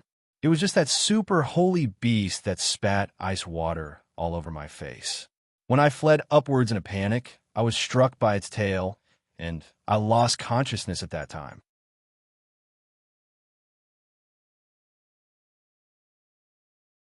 Chapter 4959. I didn't see you until I woke up just now. During this time, the thing that left the deepest impression on little Tai Sui was that six-legged, four-winged, chaos ferocious beast that was as red as fire. Six-legged, four-winged, and as red as fire. Its entire body was enveloped in a layer of blazing light. But did you know? This chaos ferocious beast doesn't spit fire when it opens its mouth. Instead, it spat out a large mouthful of ice mist that froze him stiff. If he hadn't cleverly mobilized all the sacred energy in his body to swiftly thaw and stagger away from the scene, he would have probably been smashed into minced meat by the chaos ferocious beast.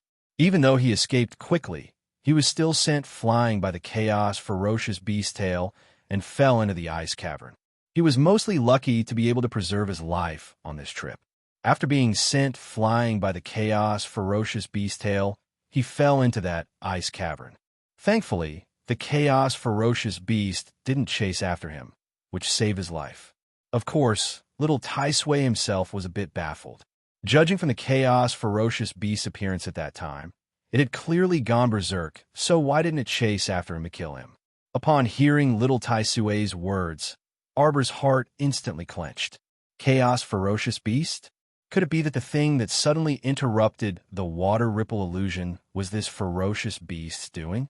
Jojo's lotus and rotten peach blossom wouldn't be in any danger, right? Don't let your imagination run wild, Jojo.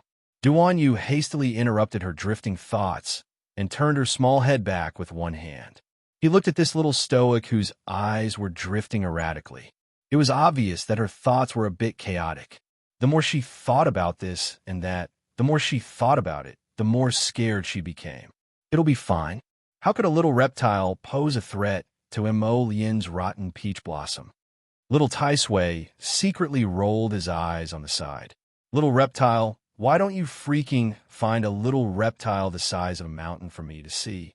Be good and rest first. I promise you, we'll definitely be able to smoothly enter the undersea abyss by tomorrow night at the latest. We'll explore it then. Little Tai Sui pursed his lips again, thinking, what's there to see in the undersea abyss when all that's left are ruins? But when she received Duan Yu's warning gaze, she could only shut her mouth.